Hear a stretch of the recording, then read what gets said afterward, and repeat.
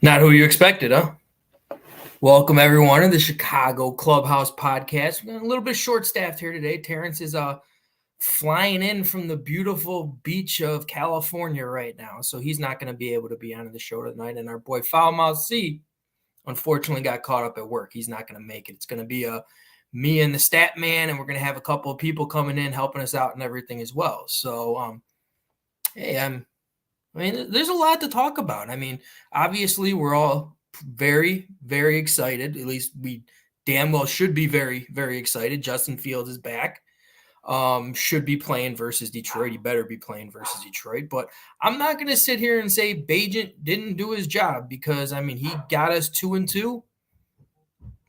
We'll take that as a backup quarterback right now. So, other than that, we got a few little Hawks things that we can talk about because there's an 18-year-old rookie who's just tearing apart the freaking league right now.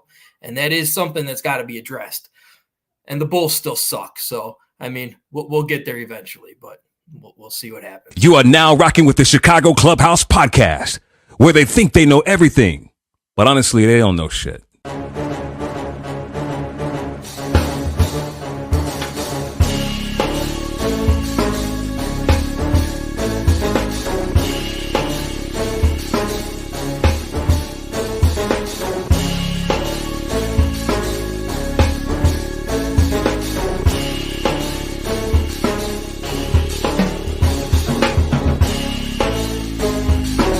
These summer league games and they tell you about these new up-and-coming coaches. I think we should get rid of every motherfucking owner in Chicago. Enzo and Caruso, both when they are on the court, are like your defensive generals. But they need to get that strong safety who's not scared to hit somebody.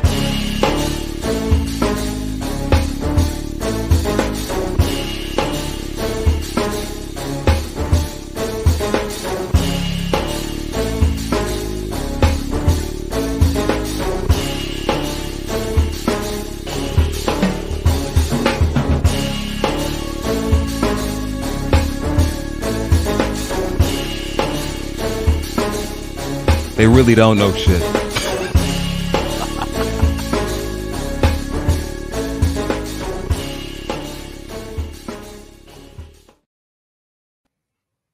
Yeah, we really don't know shit. But we have fun not knowing shit. That's the key thing to talk about right now. But hey, like I said before, we got a lot to talk about. So, we'll break down a few things. I know JB's having a little bit of technical difficulties. He will be on in a minute. So, hey, it's just going to be a solo one right now with just me until we get all of our other people on right now. So we're going to go directly to it right now with these Bears, man. That was a win. We can say that. It was definitely a win, but it was one boring-ass win. We – right off the bat in the comments, our big guy Jeremy Bauman says it perfectly, man. I was seriously thinking about getting a pot of coffee, but then I wouldn't have been able to go to sleep. And that wouldn't have been good because it was a Thursday night. It's the only reason why I did not put on a pot of coffee because it was a little boring. But a lot to talk about when it comes down to like their game plan. I understood the concept of their game plan, but I felt like Bajent he played scared. He was afraid to throw the ball down the field. He missed a lot of open wide receivers down the field. And I feel like Getsy just went up to him and says, listen, we're playing against a crappy team. And we're not that much better, but it is a crappy team. Just don't turn the ball over and we're going to get this victory. It's going to happen. It worked.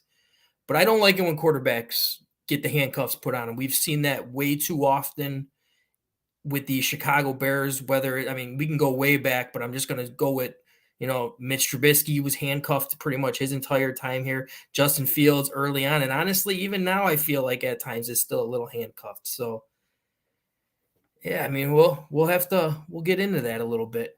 But, breaking it down a little bit, offensively, we had another great run game. Foreman, it's going to be very interesting when Khalil Herbert comes back, what you're going to do with Foreman, because there is no possible way that you can look, or you can literally, I don't know, make him a red card, whatever that's called. I think that's college, but if you're gonna cut him and make him an undressed player, like, I mean, oh man. I mean, let me know in the comments too what you think about that, because I don't think there is any way that you can possibly not have Foreman playing right now. It should be an easy 1-2 punch when Khalil Herbert comes back, and it should be Herbert and Foreman. And I mean, you got Johnson played well in his first game back too, made some very nice blocks. And I'm gonna give huge shout outs to Evans. I believe he was on the Miami Dolphins practice squad, I believe is where we got him from. But, I mean, even he came out and just did extremely well. Blocking-wise, he got thrown around like a rag doll. But other than that, he did do extremely well for somebody that just came out of nowhere. And, I mean, go wide receivers. We had a good start with DJ Moore. We tried linking up with him a lot earlier, and it was consistent, I felt like, for DJ Moore. I should get the stats in front of me. Not 100% sure what he finished with, but I think the biggest question offensively, it's going to have to get flipped over to the other side, man. What did everyone think about Bryce Young's performance? Like, it's going to be like that type year where you can't judge him on what he's doing right now because he has nothing. He has nobody. So, I mean, it's very difficult to work with that, especially since DJ Moore was the only weapon on offense that they had, and we got him in that trade. So, I mean, it'll be a couple years before we can see what Bryce Young can really do. But he looked really bad, and I will say it, Bajan outplayed him. Other than that first deep throw, that first drive on the deep throw, there really wasn't that much that Bryce Young did. I see JB's back in the background right now. You good, JB? Give me a thumbs up. All right. So I'm going to get him in here, and everybody knows him as the stat man, knows every stat. I'm going to teach him some hockey stats too. We're going to get going on that sooner or later, but let's bring him in. What's up, Frank? What's up, man? How you doing? I'm all right. I need to learn how to be the computer man because some stuff just went out on me. I don't know, update or something, whatever, but I'm back. Yeah, those are the worst. Right before you need to go on, you get that update and everything. It's like work related. Right when you're about to get on a conference call at work, hey, update immediately has to be done. I was like, thanks. I held it down a little bit for you. Appreciate it. You tell me about the game. I got to do some sharing right now because it is just you and me right now. So tell me what your thoughts were about the game. To be honest with you, if I tell you that this game was more of a snooze fest to me than watching the Jets and the Giants last week, my God. You know, the first comment in there was, I hope somebody had a pot of coffee, from Jeremy Bauman, who says after watching that, if it wasn't a Thursday night game where I had to be up for work Friday mornings, which are usually crazy for me, that pot of coffee might have been on for me. I tell you what, I don't drink coffee, but I needed something to maybe a Red Bull or something, because and again, here we go, guys. We're gonna address the elephant in the room. We won. The way we won was ugly. Ugly. Sometimes you have to win ugly. Don't let us win ugly against a team that's got one win. That's not what that doesn't show improvement to me. Yeah. That doesn't show that we're consistently moving in the right direction. What that shows, I feel like that was a do or die for the coaching staff and everything as well. But I just felt like after watching that game, I still wasn't impressed enough to say, like, oh yeah, you guys are steady now for a little while, because you do that versus Detroit, you're dead. So we'll get to that, because I'm thinking to myself, what's on the horizon based upon what we just saw. Full transparency. If you look at the numbers, the only thing you can really say is we ran the ball efficiently. Very well. Right? Did we blow up? No, but it was good to see. To me, it was good to see a bell cow, so to speak, of a running back, because Foreman had 21 carries. You don't see that often anymore. It's nice to see that. It's nice, especially when it's effective. When it's effective, and when we have a quarterback that's coming off of a couple of struggles. Now, on to that said quarterback. 20 or 33 for 162 is still not like, did he move the needle? Did he mess up? This is why I say he's a game manager, because those are game managing stats. Now, that's hands down games management staffs. But I looked at that, and I know we were talking about it on our chat for a while as well. He played scared. And I don't know if that – I mean, I'm sure it was a partial thing with coaching saying, like, listen, we're playing a crap team. You don't turn the ball over, we should still be able to win this game. And then secondly, I felt like you threw 4 or 3 interceptions in the last quarter that you played. You looked like you were afraid to throw the ball down the field, because he was looking at like that one where everybody sees the picture of DJ Moore back there all by himself. He was looking right at him. Absolutely. I felt like he was just like, I'm going to check it down. I'm too worried about myself right now. And I don't like quarterbacks who play scared. Well, let's speak on that, because him playing scary based upon turnovers, based upon whatever Getty or Eberflus may have spoke to him about in the locker room or on in the media sessions, the kid still had 33 pass attempts. He did. I mean, I'm pretty sure like 80% of them were check downs, but. Well, if you remember, on the one drive, he literally threw the ball past 5 yards twice on one drive. Yeah. Everything else, DJ had 9 targets, only 5 catches, 50 something yards. But that little dink and dunk and all that kind of stuff, that's overly conservative. And then you figure, well, out of 33 attempts, you completed 20. Not mad at the percentage, so to speak, but only 162 yards, which, I mean, what are we doing with that? Can you do that against Detroit? No, you absolutely can, because Detroit's front 4 is dominant, and they're fast and dominant. Like those dink and dunks aren't going to work versus Detroit. They won't. They have a really, in my opinion, they have a very solid linebacking core as well, which means that the running game may not be as effective as it is. So you're going to have to air it out. Unfortunately, here we go again. We're putting Justin in a situation now where he has to follow a lackluster coaching performance. A win is a win. A lackluster coaching performance, because how great would it have been to blow the Panthers out? Tyson Bagent throw. I would have felt so much better. Right. We put 30, 40 points on the board.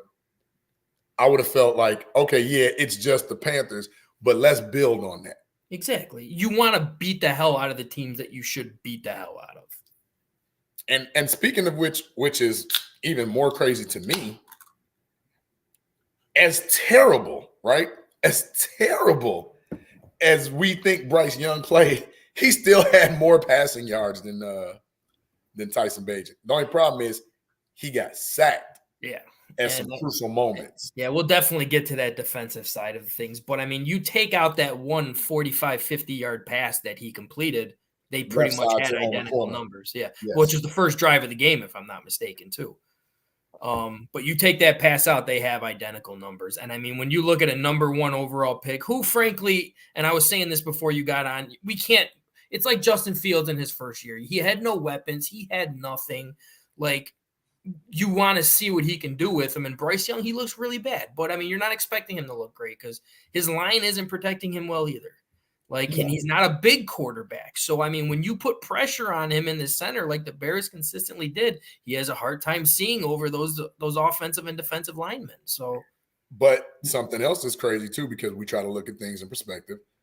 When you look at the game log and you say, oh, man, we squeaked by 16-13. Yeah, but they also missed a field goal. That is true. So this game could have easily went to overtime and we could have lost. Like, that's the scary part. There was no definitive moments in the game where I see that we could basically say, let's pin our hat on something good. Let's pin our hat on something positive offensively besides, Dante Foreman. Now, moving on to the actual coaching side, I think somebody got in Luke Getsy's ear like, hey, you better do whatever you got to do to not lose this game. 100% agree with that. Which is why he probably called some of the plays he did. Again, 33 pass attempts, not mad at it. You had balance. I think it was 38 runs, right? 38, 37 runs. And that's what we've been asking for. Even with Justin, we would like to see some balance and everything like that. But all I got to say is when Justin comes back, I better at least see somewhat of – I don't want to see a lot of the dink and dunks like boring game that we just saw. No. But I mean, I'm sick and tired of hearing this whole, oh, Justin's looking good in our offense. Justin can do this in our offense. I don't give a flying fuck about your offense. Build your offense out of what your quarterback can do. Like, that is where, like, let's still hope to God that Getsy is fired after this season. I mean, he's out of all of them, he's the only one I mainly really badly want to go. But I would love to be a fly into that room with like an electric shock where anybody who comes in and says, he was like, oh, Justin will fit perfectly in my offense, I'd buzz his ass. Get the hell out of here. You're gone. Like that Texans guy who came in for CJ, like he basically said, I am building a playbook with CJ on what he can do at with him. And there you go. That is a coach. That is a coach. And I'm glad you mentioned that because my thing is when we looked at Justin at first and we saw that Matt Nagy's playbook was actually really built for Andy Dalton. Yeah, I know. Curl, we flat. Gave him Cleveland's defense in his first game with an Andy Dalton playbook. That's curl, flat. And we saw even Nagy's stubborn self kind of change and evolved, right? But I know people in the media, some of our, our contributors or whatever. Oh, well, Justin got to learn a new offense, and it takes time to learn the offense and this and the third. Really? It takes time to learn an offense? Okay, we know that's true. Go ask Joshua Dobbs in Minnesota how long it takes to learn an offense but still be productive and damn near dynamic. He looks good. So but again, I mean, he's got also there on a Wednesday, played on that same Sunday, and came back and won the game. Yeah. Looked like a world beater in the first half. Justin Jefferson still too. Like, I mean.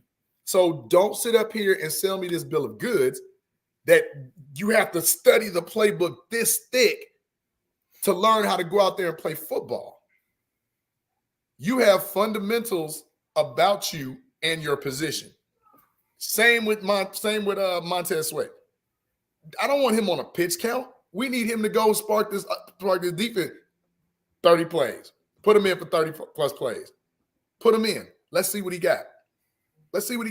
It does not take all of that. And for once in my lifetime, I would like to see a coach come out and say, you know what? Hey, my fault. I misjudged what Justin was doing. We have a plan in place. We're working diligently together to better him and myself and this team.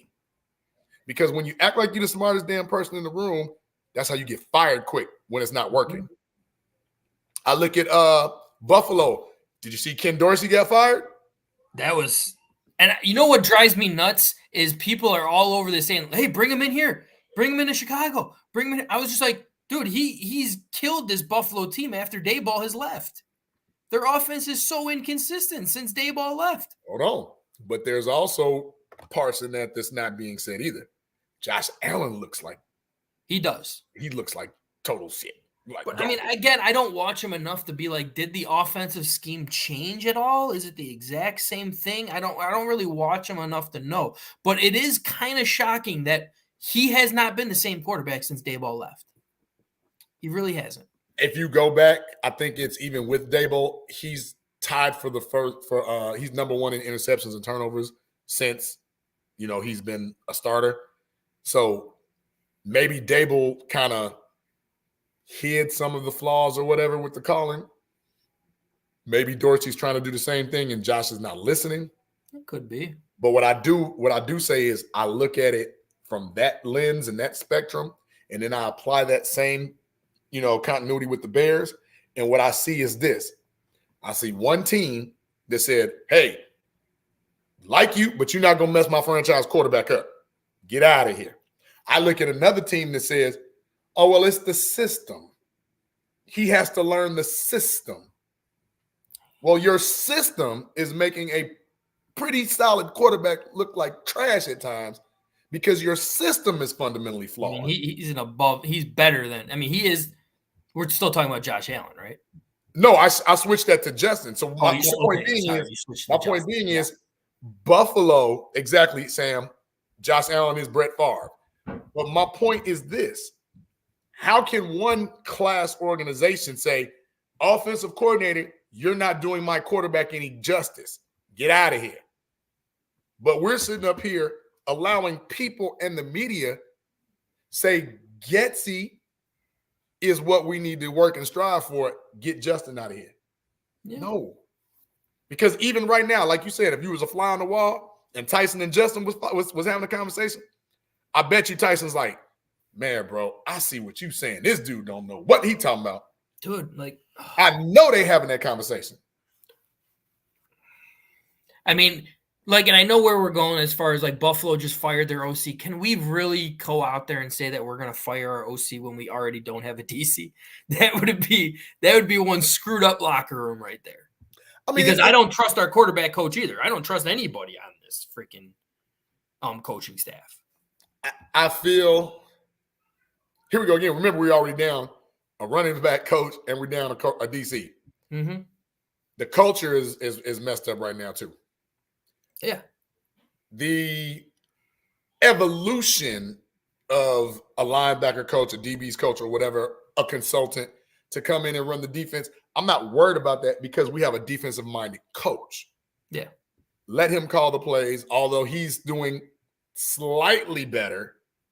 He's still not really – He's doing – I mean, obviously, the addition of Montez Sweat – I almost said sweet again. Damn it. Right. I hesitated on that one. The addition of him it made Eberflus's job that much easier because I don't care if he's not getting sacks. He is making quarterbacks look for him at all times. He's getting pressure. He's being disruptive.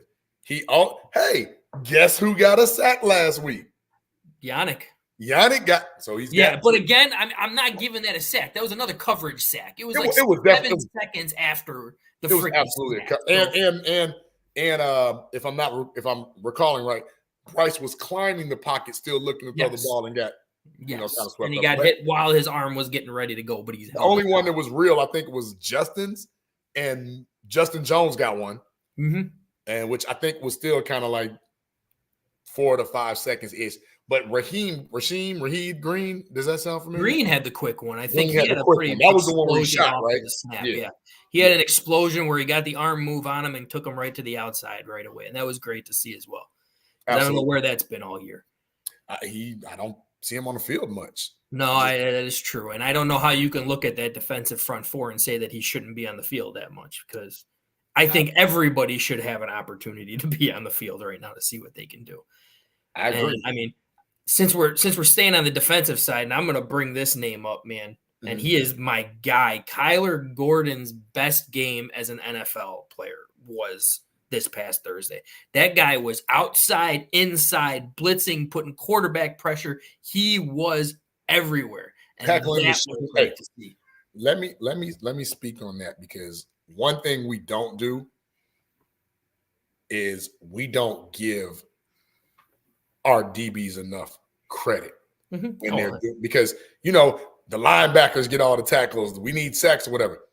Kyler Gordon is out there tackling, fellas. Hitting. He is. I honestly have not seen him miss a tackle all year. He had 1 or 2 tackles for loss, if I'm not mistaken, last week too, right? Because I remember on blowing up that little bull screen, right? Cool. Here's the thing that I noticed. When you have Kyler Gordon and you have Jalen Johnson and you have Tyreek Stevenson, you have the luxury of putting people in different places. I agree with that. You got somebody coming to town that's known for kicking our tail. Amon St. Brown. St. Brown. I would put Kyler on him to wherever he goes. I would agree with that. Out of all the people that I would want coverage on him, I would want Tyler to cover him because he's the most athletic out of everyone that we have on that secondary. Not just the most athletic. His presence, where Jalen is Johnny on the spot, I don't think Jalen is feared presence-wise. Kyler been laying some wood, and people are like, "Ooh, okay, Kyler. Oh, no, Spider-Man. Okay, Spider-Man. I see what you're doing."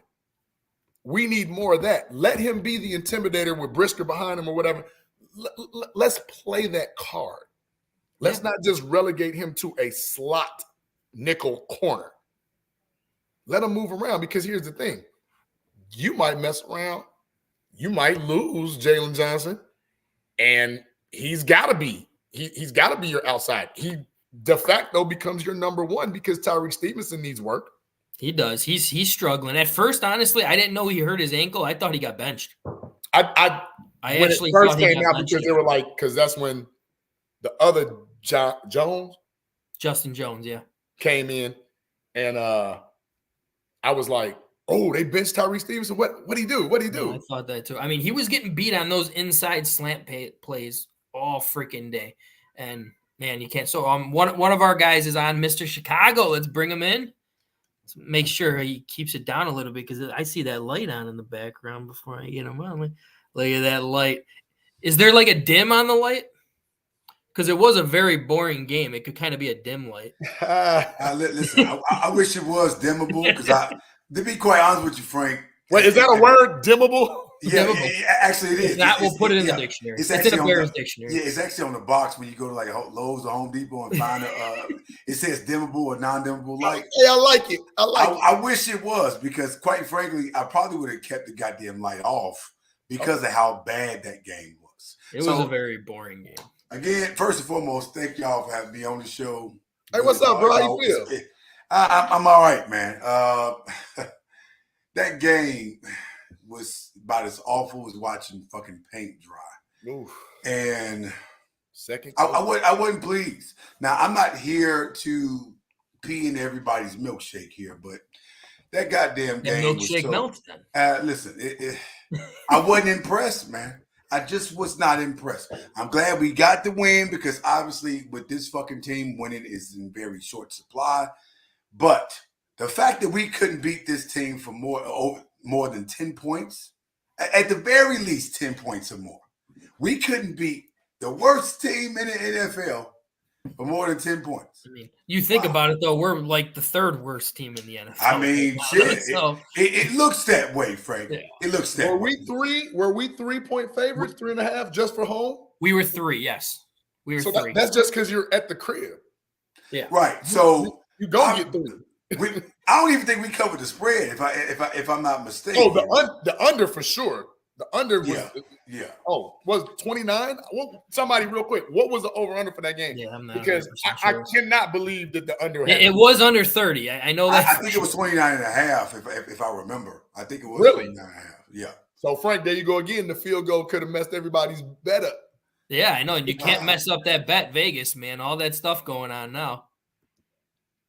Well, and the thing is, with this game, because I always bring up the fact that there's a stat that don't show up on the stat sheet, which is how many points that we didn't score, how many times we had opportunities to score. And I do think that Tyson Bagent was fixated and operating under the assumption that he was going to turn the fucking ball over. So he was doing everything he could not to turn the ball over, even if that meant not throwing the fucking ball deep. Because he threw it 33 times. I just don't see too many past 5 yards. Tyler Scott was in the middle, wide the fuck open. I thought there were two in-breaking routes that he threw that were pretty decent that I can remember. Only 2. He did have a couple third down nice passes. There were 2 deep passes that he could have thrown that he didn't fucking throw. And I'm just like, is he that paranoid? Because he did cough the fucking ball up 5 times the previous game, 4 of which were interceptions. So I'm thinking to myself, okay, this kid is already in his own head. He's thinking about the last game. Son, you can't play like that. You can't operate like that. You got to be in this fucking game in the current present moment thinking, okay, what can I do better than I did the last game? Don't get so fixated. The more you think about making mistakes, the more you're going to be prone to making mistakes. And I think he got in his own head. Before we even go on, since we got all 3 of us on right now, we want to hit up the highlights? Yeah. And then, we'll hit up the highlights. And then we'll go into it. So wait, is it highlights or more low lights? Like what? Dim lights. It's dimmable lights. It's dimmable lights. There it is. We'll hit up dimmable lights. Got a nice ring to it. Hit up that dimmable lights. Yeah. To Foreman, pass is caught. DJ Moore, who played with Carolina last year, was part of that big trade. Now Miles Sanders is the running back, the ex-Eagle. Adam Thielen by far there. Born and raised in West Virginia. Play action here.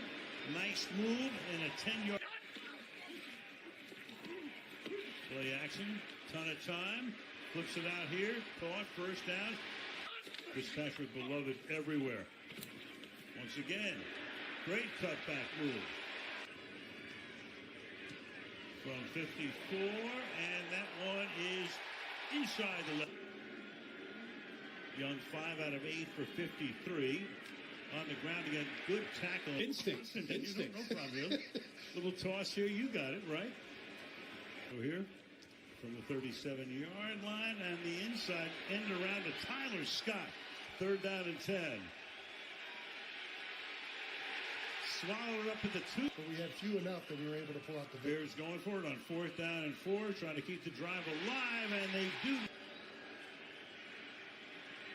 In the pocket, and throws, and that's batted away. As the Panthers begin this drive out of the pistol formation, to the outside goes Sanders, and he gets taken down. 3rd and 10. Under pressure, he's going to go down, back in the. Give it to Foreman. And he's in. Deontay Foreman takes it in for the touchdown. Young in the pocket, under pressure, throws incomplete. Coverage is right there. Young, that shoulder shake. Pressure again. And almost intercepted Pinheiro. Pinheiro's kick is no good. bring him back. But they've got enough pieces on defense to be a threat in a lot of the games they play. 3rd and 7, and that's going to cement it. He is Mooney. And this will take us, a couple of seconds. You guys know we're 3-1 when EQ plays? Well. Isn't that crazy? For whatever that's worth, you know what? And here's the thing about that too, Frank. So anyone who obviously was watching this game or any game that looks like this, you would think this was a tough-ass defensive game with it being a low score. No, it was two abysmal and awful-ass offenses. One offense was just terrible as fuck and only had one main player to really throw to in Adam Thielen.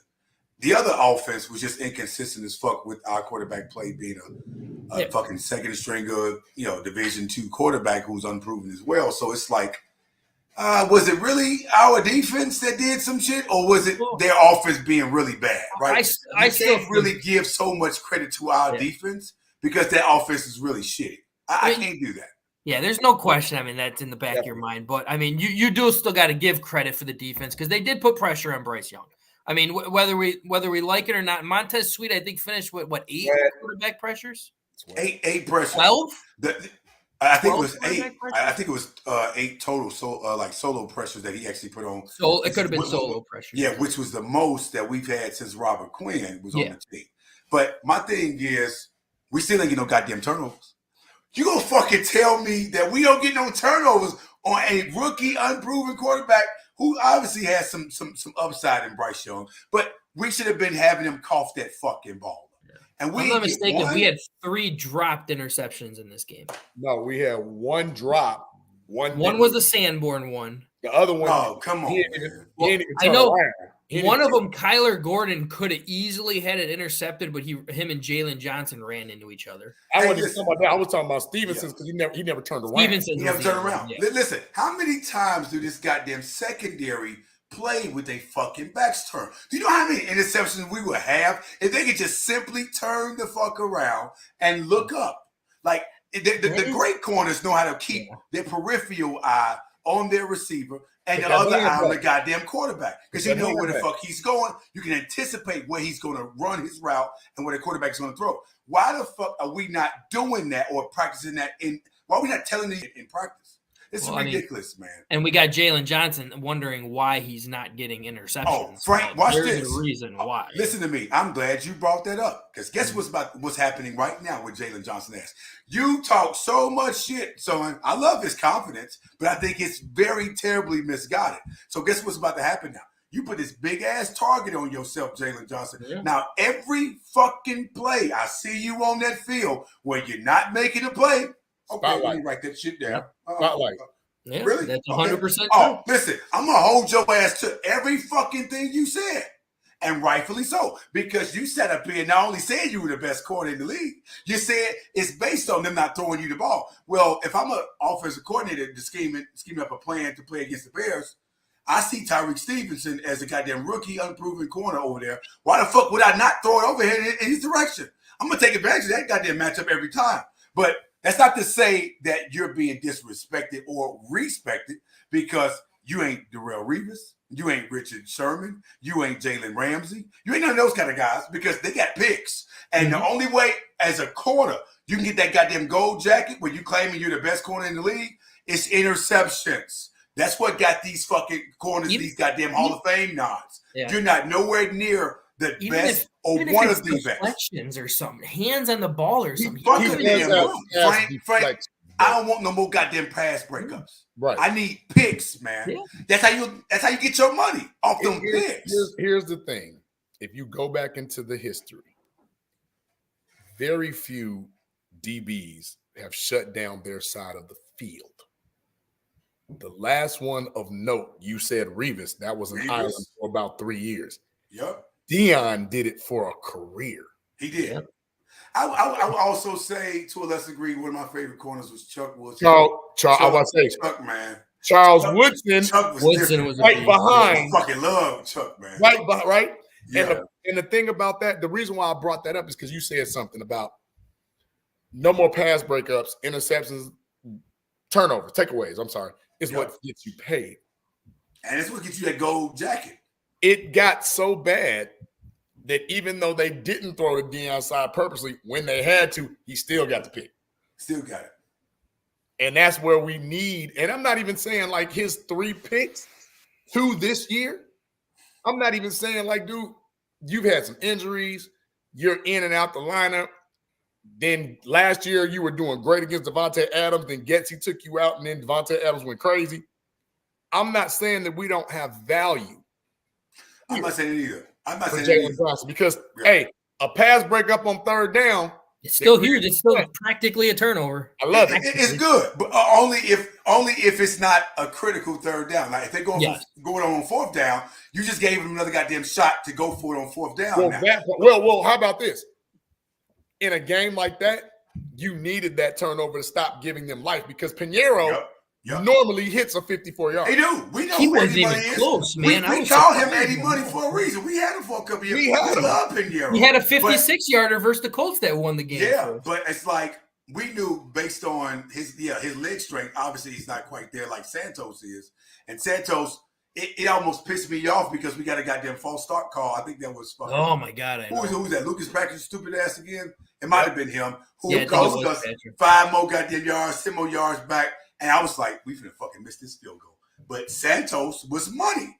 Hey. But my thing is with Jalen Johnson, though, oh no, man. Every nuke and fucking cranny on every down. Now, I'm on your ass now, because you sat up here and you was just arrogantly, I have yet to ever have heard Jalen Johnson talk this much about anything. Because even when he was getting his ass creamed last year in some of these games, he went at the goddamn podium at the press conference talking this much. Very few interviews, if I remember correctly. So now you talking because it's money time now, and now you saying, well, shit, ain't nobody throwing the ball to me or my direction, so that tell you I'm the best corner. You the best corner? Okay, all right. Listen, I love Jalen Johnson. I think he's a good corner. I would like to keep Jalen, but you talking about anywhere within the upwards of 18, 19, between 15 and 19, you're not fucking getting that. You don't get no goddamn $19 million a year with 3 interceptions in 4 seasons. Now, 2 of them were in one game. Your math ain't mathing, man. That math ain't. I can't solve the equation if the goddamn variables ain't there. Let me stop you right there, because now we're talking money. If the value upon who had the false start. If the value upon return is based on production, how do you not franchise Jalen Johnson? I mean, there's a possibility to do that. I guess guess it really, if you want to, I guess it really comes down to what you're seeing. You're going to be seeing in the draft. If you want to, these are pretty good corners. Listen, he's not irreplaceable. Let's be real about that. I'm not saying I want to replace him because I do like Jalen, but he just ain't. Listen, you ain't one of them. Okay, I need you to dial that back. He isn't a Jalen Ramsey. Like that interview said so much to me about him. I'm just like, really? It did. This is how you feel, okay? But all right. I'm paying even more attention to you than I'm paying to anybody else now because you just did that to yourself. Absolutely, but you have to go back and look at this too. If you get a franchise tag, you get the average of the top 5 salaries. We already know it's 2 dudes in that 18 and 19 range. Two. Now, when you start to even out, shoot, we got a 14 at the bottom is your base. We got a 2 15s and a 16. He's slated to make some good change. Well, the franchise tag, I think it was like 16 and a half or 16, something like that. It's close to 17. I know that. And that's what I'm saying. So what he wanted was 17. It's the average of the top 5 salaries. Yeah. So if that average, let me ask you this. If that average comes out to be 15, 16, the first thing I can say is this. You're on a prove-it deal from the Bears. If your agent can't get you any more money, they might say, you know what? We'll franchise tag you, and if somebody meets or beats the offer, we get compensation for you. Yeah. So it has to be that I forget the name. You have to do that. Absolutely. It's a complimentary franchise tag or something like that. I forget the damn name, the term of it, but yeah, it would have to be not the regular franchise. Not a regular franchise tag, but it has to be that franchise tag to where the conditions are. If someone matches what we're offering, then you're going to take our offer, right? So, but if you don't take our offer, you take the other team's offer, we get compensation for it. Yeah. So that's what it is. It's compensation franchise. And that's it's important to that though. Even when he requested a trade, no one was willing to give a second round pick for him or a first round. So what does that tell you? Nobody was willing to pay him what he was asking. You're not valued as high as you think of yourself. We went too high. That's our fault because for one, he's a second round pick originally. Yeah, from you were never going to get a first round pick for him. No, but he'd even worth a second round pick now. So it's like if San Francisco is in a desperate situation because they goddamn secondaries getting picked apart back there. So I would have thought they would try to make an offer to potentially trade for him, but they was like, that's a second round pick. Nah, well, I mean, he ain't that good. It also came out the fact that he wanted guaranteed money too. Fully guaranteed money. You're not going to get fully guaranteed money. That's what it's called, transition tag. Transition tag. That's what I tell you, 15. I said 15, right? Look. Yeah. The franchise tag. I'm going to be real with you. I'm looking at between 12 and 13 million. I was saying like 13, 14 was the most, and it's not going to be fully guaranteed. 14 would be the most I would pay him. Yeah. Because he's within that 11 to 15th ranked corner to me. Now, statistically, they showing that he could potentially make the Pro Bowl or All Pro list, but that's I don't go off that list because first off, it's too goddamn early to say that. Secondly, he only got but 2 goddamn interceptions. The most interceptions someone has, I believe, is like 5 or 6 already, and this has been 10 games.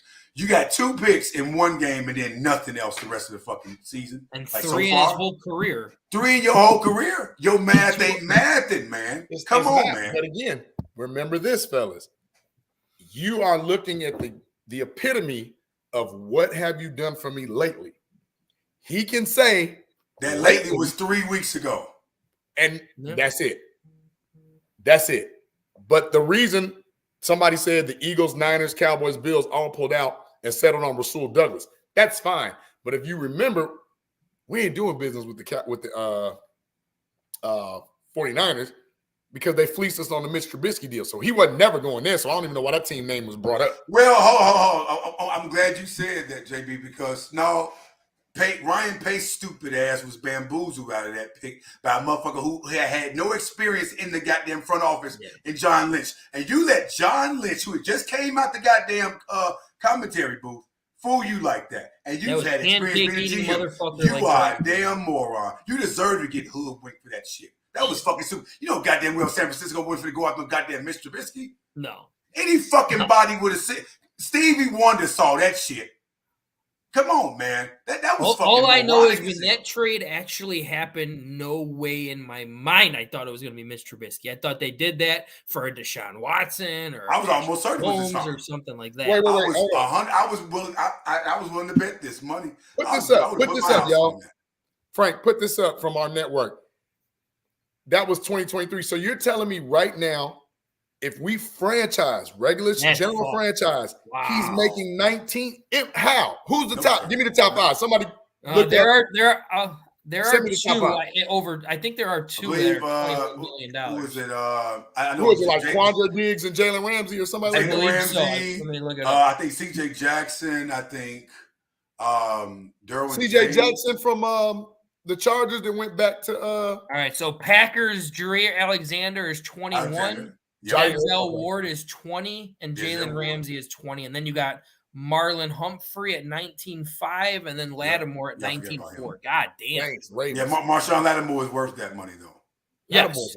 Honestly, almost all of them are kind of worth that money. Yeah. They get and Jalen ain't listen, dog. All the names you just listed, you ain't one of them. You ain't nowhere near any of them. Hell, you're not even Stephon Gilmore. You're not even fucking Marcus Peters. You're not even that. You are a good corner. You are not great. Not yet. I ain't seen greatness out of you yet. This is the thing with Jalen too. And I'm not going to attack Jalen on the turnover type thing because we haven't really had quarterback pressure consistently since he has been a corner, and that's where you get your bread in those picks a lot of times. But there are numerous times, like how you brought up, where if he would turn around, it's almost an easy pick because he is very good in coverage. I will give him that. He is very good in coverage. He is tight on that wide receiver on so many occasions. But fellas, listen to what we're saying right now. The man is complaining about not having his contract extended. The man is complaining about wanting his money. If we franchise him, we're paying way more than we give. Pay way more for a 1 year rental. 19. I'll take that back. We may transition tag him. We may not franchise him. Yeah. I figured the transition tag was like 16. So that's the person that posted. Yeah, it was about around 16 mil for transitional tag, which I would agree with that because now we wouldn't lose him for nothing. We would actually we'll gain something from the other team, making an offer on him or whatever, in exchange for a draft pick or some shit like that. But I want to preface my comments by saying I like him, but I don't love them comments, man. I didn't love nothing he said. Because I'm like, dude, do you see our fucking record right now? Do it look like you're in any position to be making some goddamn demands like that, knowing that your play in the game is not impacting our win-loss column? It's not. But go back to what Sam said. Which one? The Roquan one. But see, that's different. Roquan Smith complained, got traded and paid. Now he's throwing shade at us. That's a little different because Roquan's production was way more than absolutely. Roquan has been one of the most consistent, one of the best linebackers in the league since he got into the goddamn. He's griping. I don't understand personally. I didn't understand why he was even still being asked a fucking question about us. It's like me and the guys in our group chat were talking about this shit. Like it's like you bickering over an old girlfriend. Hell, you got a new one. She pretty too. Like, actually, she's finer. What the fuck you worry about the last girlfriend for? That's the media. I'm like, listen. Yeah, that is. Media destroys everything nowadays. Controversy fails. True, but he was telling his truth, so I can't be completely upset at him for saying, hey, listen, we weren't going anywhere. We were losing a lot, and I'm glad. And I know he was taking a dig at the front office, more specifically George, but he was just saying, well, listen, I'm going to franchise. Well, the only thing I didn't like about what he said was the whole tradition bullshit. I said, you dumb bastard, the goddamn Ravens ain't been around that goddamn long. Like, no, they ain't been around that long for you to sit and say they have a better tradition than the fucking Bears. We are the fucking tradition. We are the history of this fucking league. We especially the linebacker tradition. I'm sorry, they had Ray Lewis, but I mean, other than that, that's it. I don't know too many. We have so many linebackers. At one point in time, we had 3 of the greatest linebackers on the same fucking team at the same time, with Otis Wilson, with Wilbur Marshall, with fucking Mike Singletary. Are you fucking shitting me? But that's before, because that Raven that's tradition. That's heritage. But hear me out. Playing devil's advocate here. That Baltimore Ravens is still the old Cleveland Browns. True. But they were Baltimore Colts before that. So Baltimore, no. The Baltimore Colts turned into the Indianapolis Colts. Right. The Baltimore Ravens. So Baltimore had a team for a long ass time before it was, the Ravens. But the Ravens are actually the Browns, the Bernie Kosar Browns, Jim Brown Browns. That's what he means by like the tradition. And I'm not talking about Terrell Suggs, Peter Bolwell, nothing like that. I'm just talking about in the last the new modern age of football, the Ravens are the defensive standard. It's not us. Remember, the Ravens won a Super Bowl where they gave up the least points in NFL history. They went 5 or 6 games, if I'm not mistaken, without an offensive touchdown with Trent Dilfer as their quarterback. Remember, they went between Tony Banks and Trent Dilfer. But think about this, JB, even our 85 Bears, because, oftentimes I get into the mix of these debates about who's the greatest team ever. Ain't no fucking way you're going to tell me. Listen, as great as that 01 Ravens team was, they wasn't fucking better than 85, man.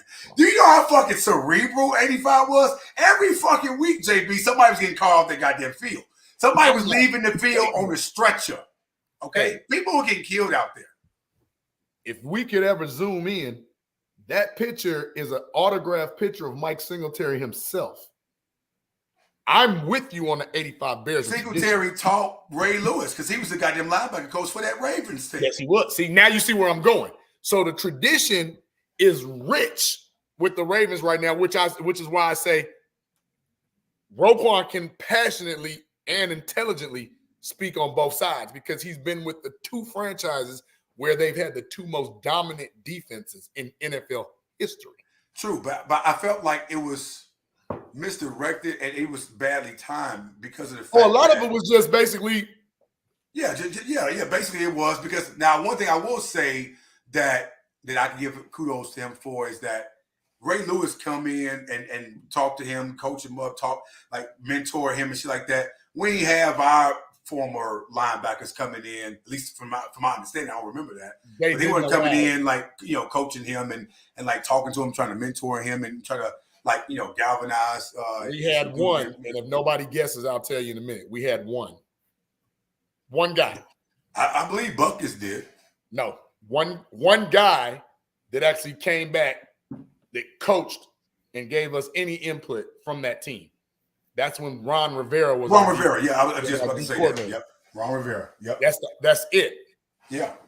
Now, I don't like the fact that we don't allow our. Keith Van Horn said that when we had him on. They did not call anybody. I don't understand that, man. Why the fuck would they not do that? I'm gonna go back to some misses, because since we on this rabbit hole, we're gonna go dig a little deeper. When you talk about situations where we had chances to follow the trend of what we did here in Chicago, and then you gave up too soon. Man, we had people like Alonzo Spellman who could scratch his knees standing up. There's no way when he started to struggle that I wouldn't have called Richard Dent to come in here and help coach this guy up. Now you saying some shit now, Jay. We running a 4-3.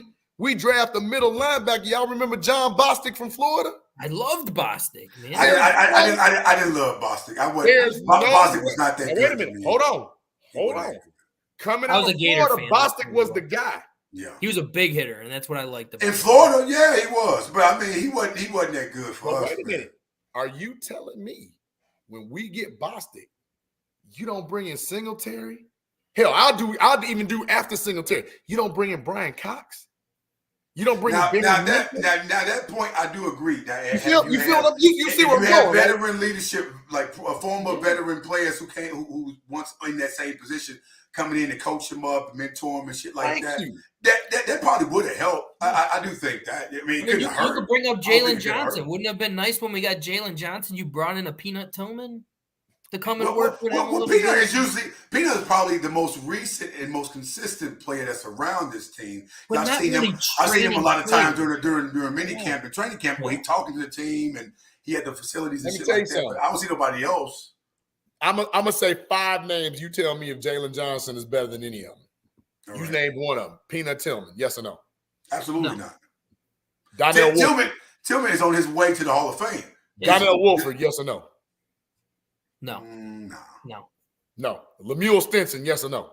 no. No. Leslie Frazier, yes or no? Absolutely not. Absolutely not. Absolutely. Leslie Frazier was a fucking Hey, beast. player or coach, right? Yeah. Leslie Frazier was a fucking beast, man. But no, I'm thinking though, like, well, when you think about all the former players that we oftentimes do see them at the games, and sometimes they show them at practices, they haven't been consistent with letting a lot of our former players come into the facilities to talk to guys who are in these positions, right? And I'm like, Correct. why the fuck is that? Why are you all not doing that? Because Wait, why is that? why the fuck why would I not want to hear from Mike Singletary? If I'm a linebacker, I want to hear from this man how he scared the living shit out of people just by staring at them and talking shit before the goddamn quarterback hiked the ball. Man, listen, man. JB, if I was that quarterback looking at him, I would have peed on my damn self. I'm like, nah, fuck this ball. I ain't finna hike this shit. He finna It's do like something. it's like that one dude from the program, man, talking all that shit. Like, No, it's kind of like Mike Tyson when he told you you're going to eat your kids. I'm like, you know what, listen, you keep that goddamn $20 million, it ain't even worth me fighting this dude. I'm not finna, he's talking about bending me over and eating my kids. But you see, that's $10 million ain't enough for me to take that kind of but that's my point where I say he, as in Roquan, is talking about their tradition where those people do come back and give. Ozzie Newsome comes down and talks to Todd Heap, talks to Mark Andrews.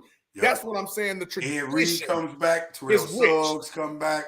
There you go. These guys do be around the team. And God rest his soul. People love Tony Siragusa. Yeah, they did. Loved Goose. They just love being around him, man. It was his personality just gravitated. And just infectious. Goose wasn't nothing but a refrigerator Perry. That's what Goose was. Yeah, he was a big guy. But that's what I'm saying. Like, we get a bum rap because look at this guy saying we're dogging JJ. Nobody's dogging JJ. Nobody's Listen. Nobody's dogging JJ. No one's dogging him. We all said JJ is a damn good player. He's a good corner, but he needs to humble himself because he hasn't shown enough to be talking this much shit. And he has never talked shit like this. I'm talking about shit. He can open up his own goddamn bank right now, JB.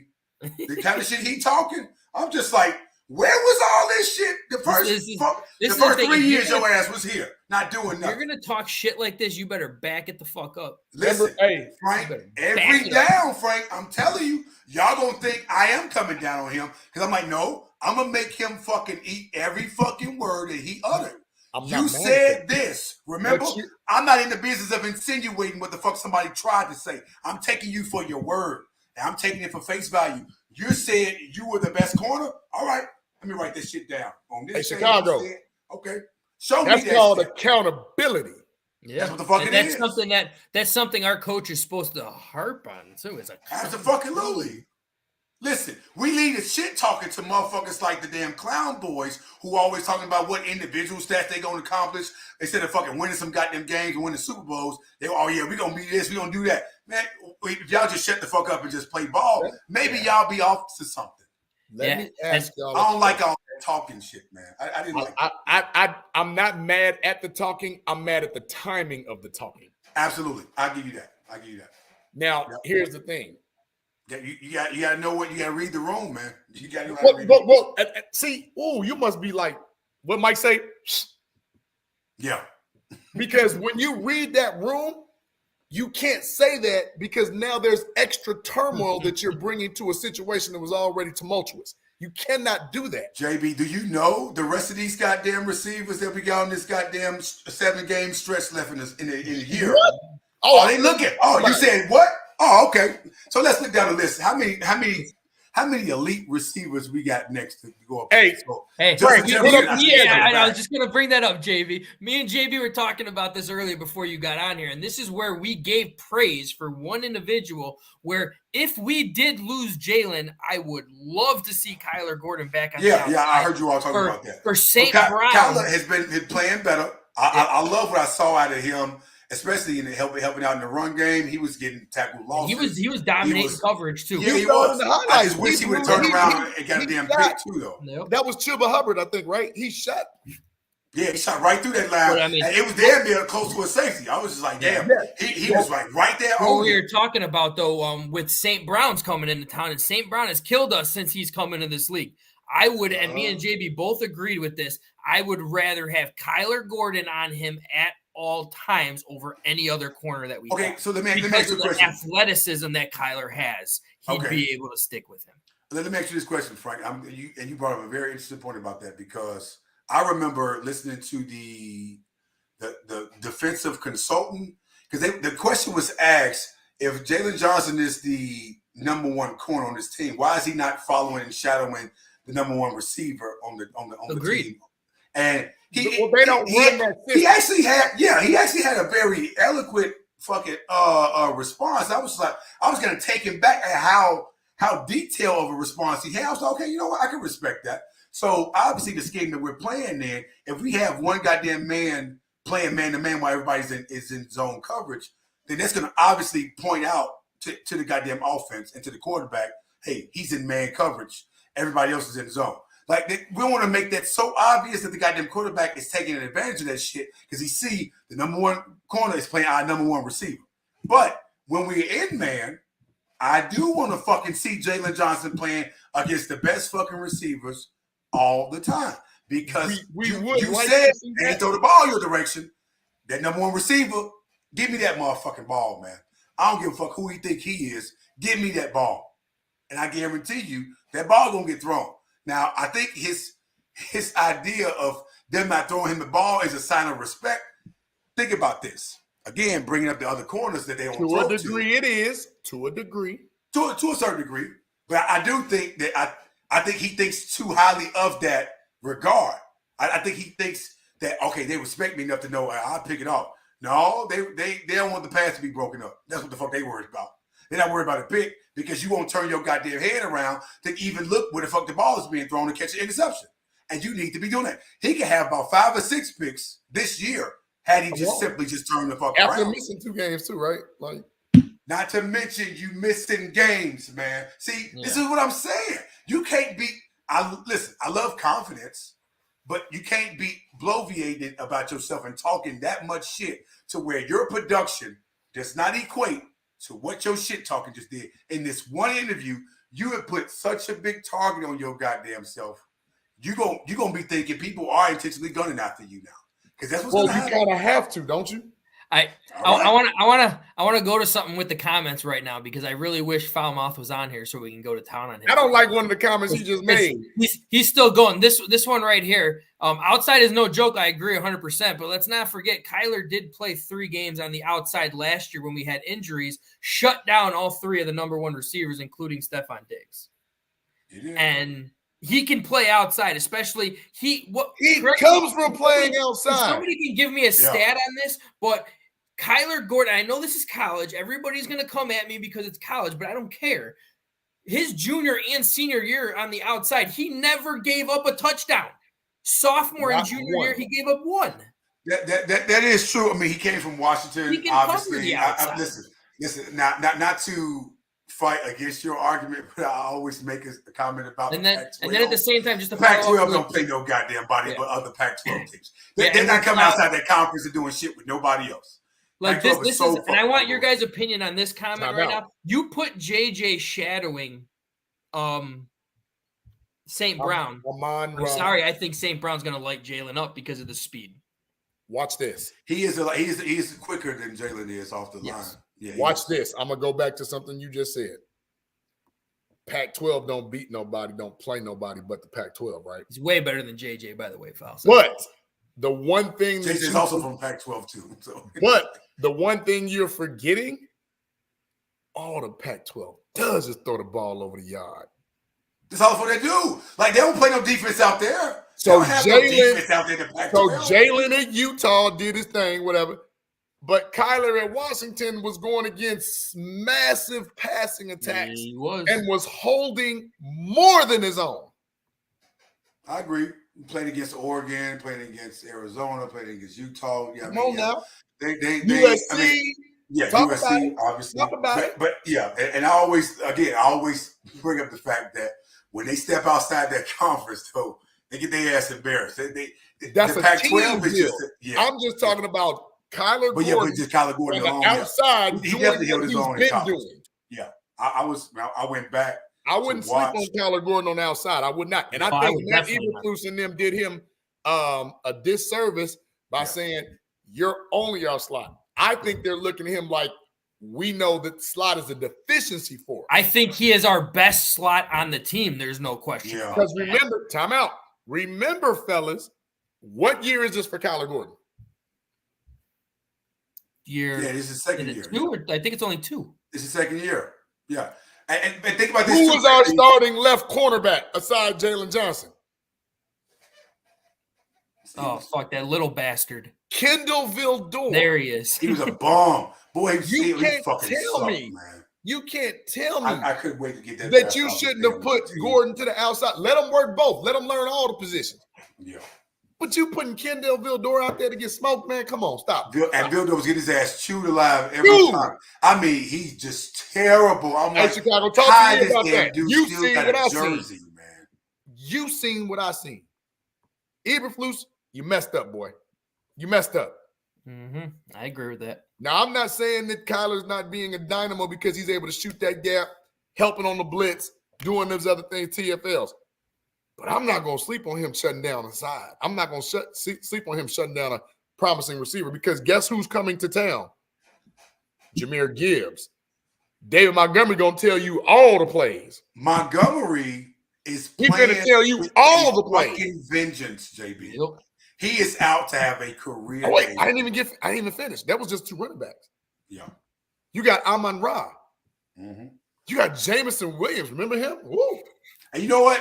Quiet as kept. I think Josh Reynolds is still playing out. You got Josh Reynolds on the He can stretch the field. And that's somebody who you have to be very mindful of, too. My thing is, even in this Detroit game, so mind you, this secondary hasn't played every fucking game this year together. So no. That because they've been banged up, been a lot of injuries with Jackson, with Brisker, fucking getting hurt damn near every game and coming out. No, remember Brisker had he was sick and then he had a concussion. Yeah, that's what I'm saying. He's been in and out a lot. My only thing about both Gordon and Brisker, they over celebrate shit too fucking much for me. I need them to stop fucking doing that. We said that already, Chris. With 3 and 7, my guy, ain't no goddamn time to be putting a seatbelt on or fucking dancing and shit. Like you just helped that goddamn receiver drop the ball. You want to get hyped and everything like that. I'm fine with that. But the celebration, give me the pick, and then you do that shit. A pick, absolutely. A sack, absolutely. Go for it. Something that is a game-changing thing, absolutely. If you make a tackle 50 yards down the field and you celebrate, I don't fucking care. No, right. They celebrate that their receiver dropping the ball. Not that they did anything to make the receiver drop the ball, but they sitting up here over celebrating the receiver drop the ball, and they be like, "Yeah, you over here taunting the goddamn receiver." When he burn your ass this next play, you won't say shit else. I hate that. Stop doing that shit. We are in no celebratory mood right now, being no fucking 3 and 7. Hey, Foul. No, Foul's just talking shit on the chat instead of talking shit on the thing now. Are we really going to bring up 40 times? Because I can bring Nobody gives a rat's ass about somebody's 40 times. That's not NFL speed. Hey, listen, a lot of people 40 times, that ain't got shit to do with the price of tomatoes in Mexico. What the fuck is that? Nobody cares about that. In China. I like that in you. So I want to throw this out there because I'm going to give kudos because I just had somebody send me a message that shows the breakdown of the $17 million cornerbacks. Every single one of them has at least 5 more turnovers than Jalen Johnson. Easy, man. At least 5 more. This year, one of them. This year, yes. And wait, Trayvon Diggs was another person who got his money too, didn't he? Xavier Howard. Xavier Howard has 7 more than him. Xavier Howard definitely better. What's the other kid? Turnovers get you paid when you're a corner, guys. I'm sorry. It's what it does. Oh, he's hurt. Buffalo, Tre'Davious White. Yeah. He is hurt, but he's still a solid ass premier corner in this game too. Like, dude, I need you to dial that shit back. I like your confidence, but we didn't hear you doing this much chirping before the contract year. So now you doing all this shit talking. And then even after we won the game, he in the goddamn locker room with a clean ass suit on. He's like, yeah, man, we got a chance to get the win. It was a tough win, but we did what we needed to do to go out there and execute our plays. Okay, you said we execute our plays. Where the fuck is my pick? Where's my interception? Okay. What impact did you have on the game? No interception? Oh, you didn't do nothing to stop Adam Thielen? All right. No, this is one impact. This is one thing I will give Jalen. He is a top 3 coverage corner in the NFL. He is. I agree. I understand that. And that's top great. 5. I'm going to say 5. He is actually top 3. No, it's by he's numbers. listed as top 3 in his career. That's why he's a Pro Bowl nod right now, because he literally does take away windows. Like he's like, when I tell you he does. He is. Yeah. It's just you would like to see some more interceptions mixed in with that.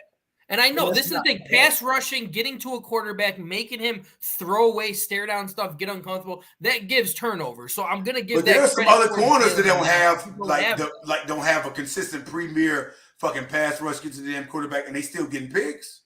So what does that tell you? Yeah, a lot of them are in Seattle. It ain't just like the kid Witherspoon, Quandre Diggs too. It's like, come on, like they're not consistently getting to the quarterback like that and still fucking getting goddamn results and getting interceptions. So I want to sit up here and give all the goddamn cadence and kudos to the goddamn line that's putting pressure on the quarterback for them corners to get interceptions. The corners can still make plays though. Like, no, you're not wrong there. But I mean, don't get me wrong. A coverage corner is still making plays. It's just not top tier money making plays. True, but you don't get all pro nods by getting no goddamn pass deflections. He wouldn't have an all pro nod right now if he didn't have those 2 interceptions and 1 brought back for a touchdown. But that's one of them was a pick 6. Well, that's why I just said one of them was brought back for a touchdown. You take that touchdown away, he's not an all pro nod right now because he doesn't have those turnovers. But here's the caveat again, fellas. When you look at what the Bears are willing to pay for said production, can we honestly say that Ryan Poles is going to take a risk on that kid, 14 to 16? That's the range, right? Mm-hmm. Transition tag or not? Or does he feel comfortable in Kyler? Does he feel comfortable in Tariq Stevenson? Does he feel comfortable in what's my boy name? Terrell Smith? Does he feel comfortable? Oh, what's the other kid, the Jones boy? Justin Jones. Does he feel comfortable in those guys? He didn't draft Jalen Johnson. Let's not forget that as well. Yeah. But then at the same time, I don't think he drafted Justin Jones either. Justin Jones where did Justin Jones? Was he a draft pick? No, I think he was. I think he was an undrafted corner. So kudos to him. He's solid. Yeah, not Justin Jones, the defensive tackle, y'all. No, I'm talking about. Isn't it Justin Jones, the corner too? Yeah, we have a corner and a damn defensive tackle named Justin with the same name. Yes, crazy as hell. Yes, but yeah, I mean, and even still, like the kid Strowman who came in at Washington. I like Greg Strowman. Well, he listen. He actually, I was like, I like Josh Blackwell. I didn't pay enough attention to Strowman until that game. I was like, well, where the fuck he been? Yeah. Like, where is this coming from? I need to see more of this kid than shit. Put him in there and sub Stevenson out sometime. Obviously, Stevenson being a rookie, he's going to go through growing pains, but at the same time, the draft pick too. It is. What was he? A 3rd, 4th round pick? Yeah. So it's like, how much production are we really going to get out? Okay. It's Jalen. Was he Jalen Jones? Not all right. Jalen Jones, not Justin. Jalen Jones. That's what it is. Corner. Yeah. So we have two Ravens. Hold on. Was Tyree Stevenson? Tyree Stevenson played in Miami. He played. No, I'm saying, was he 3rd? Because Javon Dexter. He was a 3rd rounder. 2nd round. Yeah, Stevenson was a 3rd rounder. We had 2 3rd rounders. We had 2 3rd rounders. 2 3rd. Okay. Yeah. Pickens and Stevenson. Stevenson, we avenge as a steal, and I mean he's struggling. He's a rookie. Yeah, it was Pickens and Stevenson. Pickens from South Carolina and correct from Miami. Yeah. But this is the thing, Mr. Chicago. I want to ask you this because JB's still not on board with me on this. He gave a little bit of credit today, so I applaud that. Thank you, JB. Can you give a little bit of credit towards Flus and how much this defense has improved? Because it has improved, but at the same time, it has gotten healthy too. Okay, that's a key thing as well. I'm going to get on this boat with you, Frank, and sail away somewhat. But I have an early stop, so now I will say this much because of the fact that this defense has drastically improved from last year. Oh, you said drastically. Last year, I would say. Listen, we were dead last in every fucking thing, right? Now we're in the top tier. We're still dead last in sacks. I don't think we are dead last in sacks. We jumped somebody after this game. Well, we only had 3 sacks. Let's dial it back a little bit, Frank. It was only 3 sacks, okay? And we barely got those fucking sacks, if you want me to be. Two of them were coverage sacks. Yeah, listen, I'm not in the position or in any way giving this team so much credit that it's not warranted. I'm not going to say they don't deserve any credit at all, because 3-7 is still fucking 3-7. And I've always said the way you look losing matters more than you losing the game itself. And we've been awful. But this defense has improved. They still been having some issues with the tackling here and there. They still been we've been almost getting to the quarterback, and that almost shit is really irking me. And then we're not forcing enough turnovers. But I will say stopping the run consistently for the past few weeks. That's been a sign of improvement. Because Thank you, Mr. Billings. Last year, motherfuckers was just running on us like it was nothing. Okay. Now, obviously, we can also possibly credit that to the damn running backs that we've been playing against. I mean, Chuba Hubbard and Miles Sanders is okay. They decent, but they're not them guys to be fucking worried about, right? They ain't Derrick Henry. They ain't fucking Aaron Jones. They ain't fucking who else? Who am I missing? Nick Chubb or fucking CMC. They're not none of those guys. We haven't played those premier running backs yet. Austin Eckler had his fucking way. So that took away even more of the credit I could have gave them had we not let Austin Eckler have his goddamn way. This fucking dude is in the history books for having 30 touchdowns rushing and 30 receiving in his career. That's fucking ridiculous. Like, how the fuck? And what was he not? I think he was. Was he undrafted or was he like drafted late? He was a late round. He was a late rounder. I'm just like, how the fuck did anybody pass him up? But anyway, the defense has improved. But given the fact that our measuring stick was dead ass last, I can't give them so much credit. I just can't. And I do feel the secondary getting healthy made a huge difference on it as well. And then obviously getting Sweat in there. I mean, he may not be getting sacks. I don't care what people are saying, but he is making the quarterback uncomfortable every single snap. Listen, I like Montez, but I need these sacks. Oh, they're going to come. They're going to come. I know, but I really need them. I need Jared Goff on that ground. I'm going to call ineptitude again. If you go back a few games, all right. We were getting diced on the pass. We were diced on the run. We were just looking like a bunch of unknown soldiers. That Chargers game was awful. Go back before that. Go to the Denver game on the comeback trail. When you look at what Matt Eberflus said about the hits principle. Fuck that guy. I fucking hate that damn. Listen to me. I hate that acronym. Listen to me. The acronym is it's I not don't even like the word no more hits. Wait, it's not real. Shit. It's not real. No, it's not. But you look at him getting rid of Khyiris Tonga, right?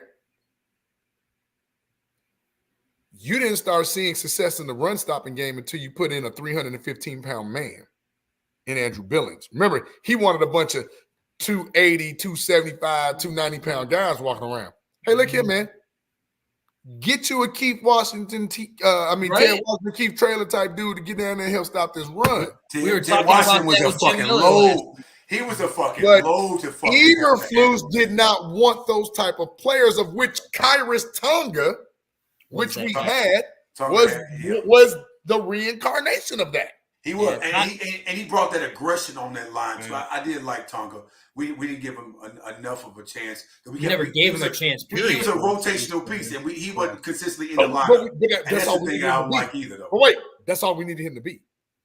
That's it. But now you starting to have a little bit of success because you put somebody who didn't fit your principle in the game. I don't care if you're 315 pounds and look like a goddamn bowling alley. Sam Adams. We talked about Tony Saragusa, Refrigerator Perry, Washington, Traylor.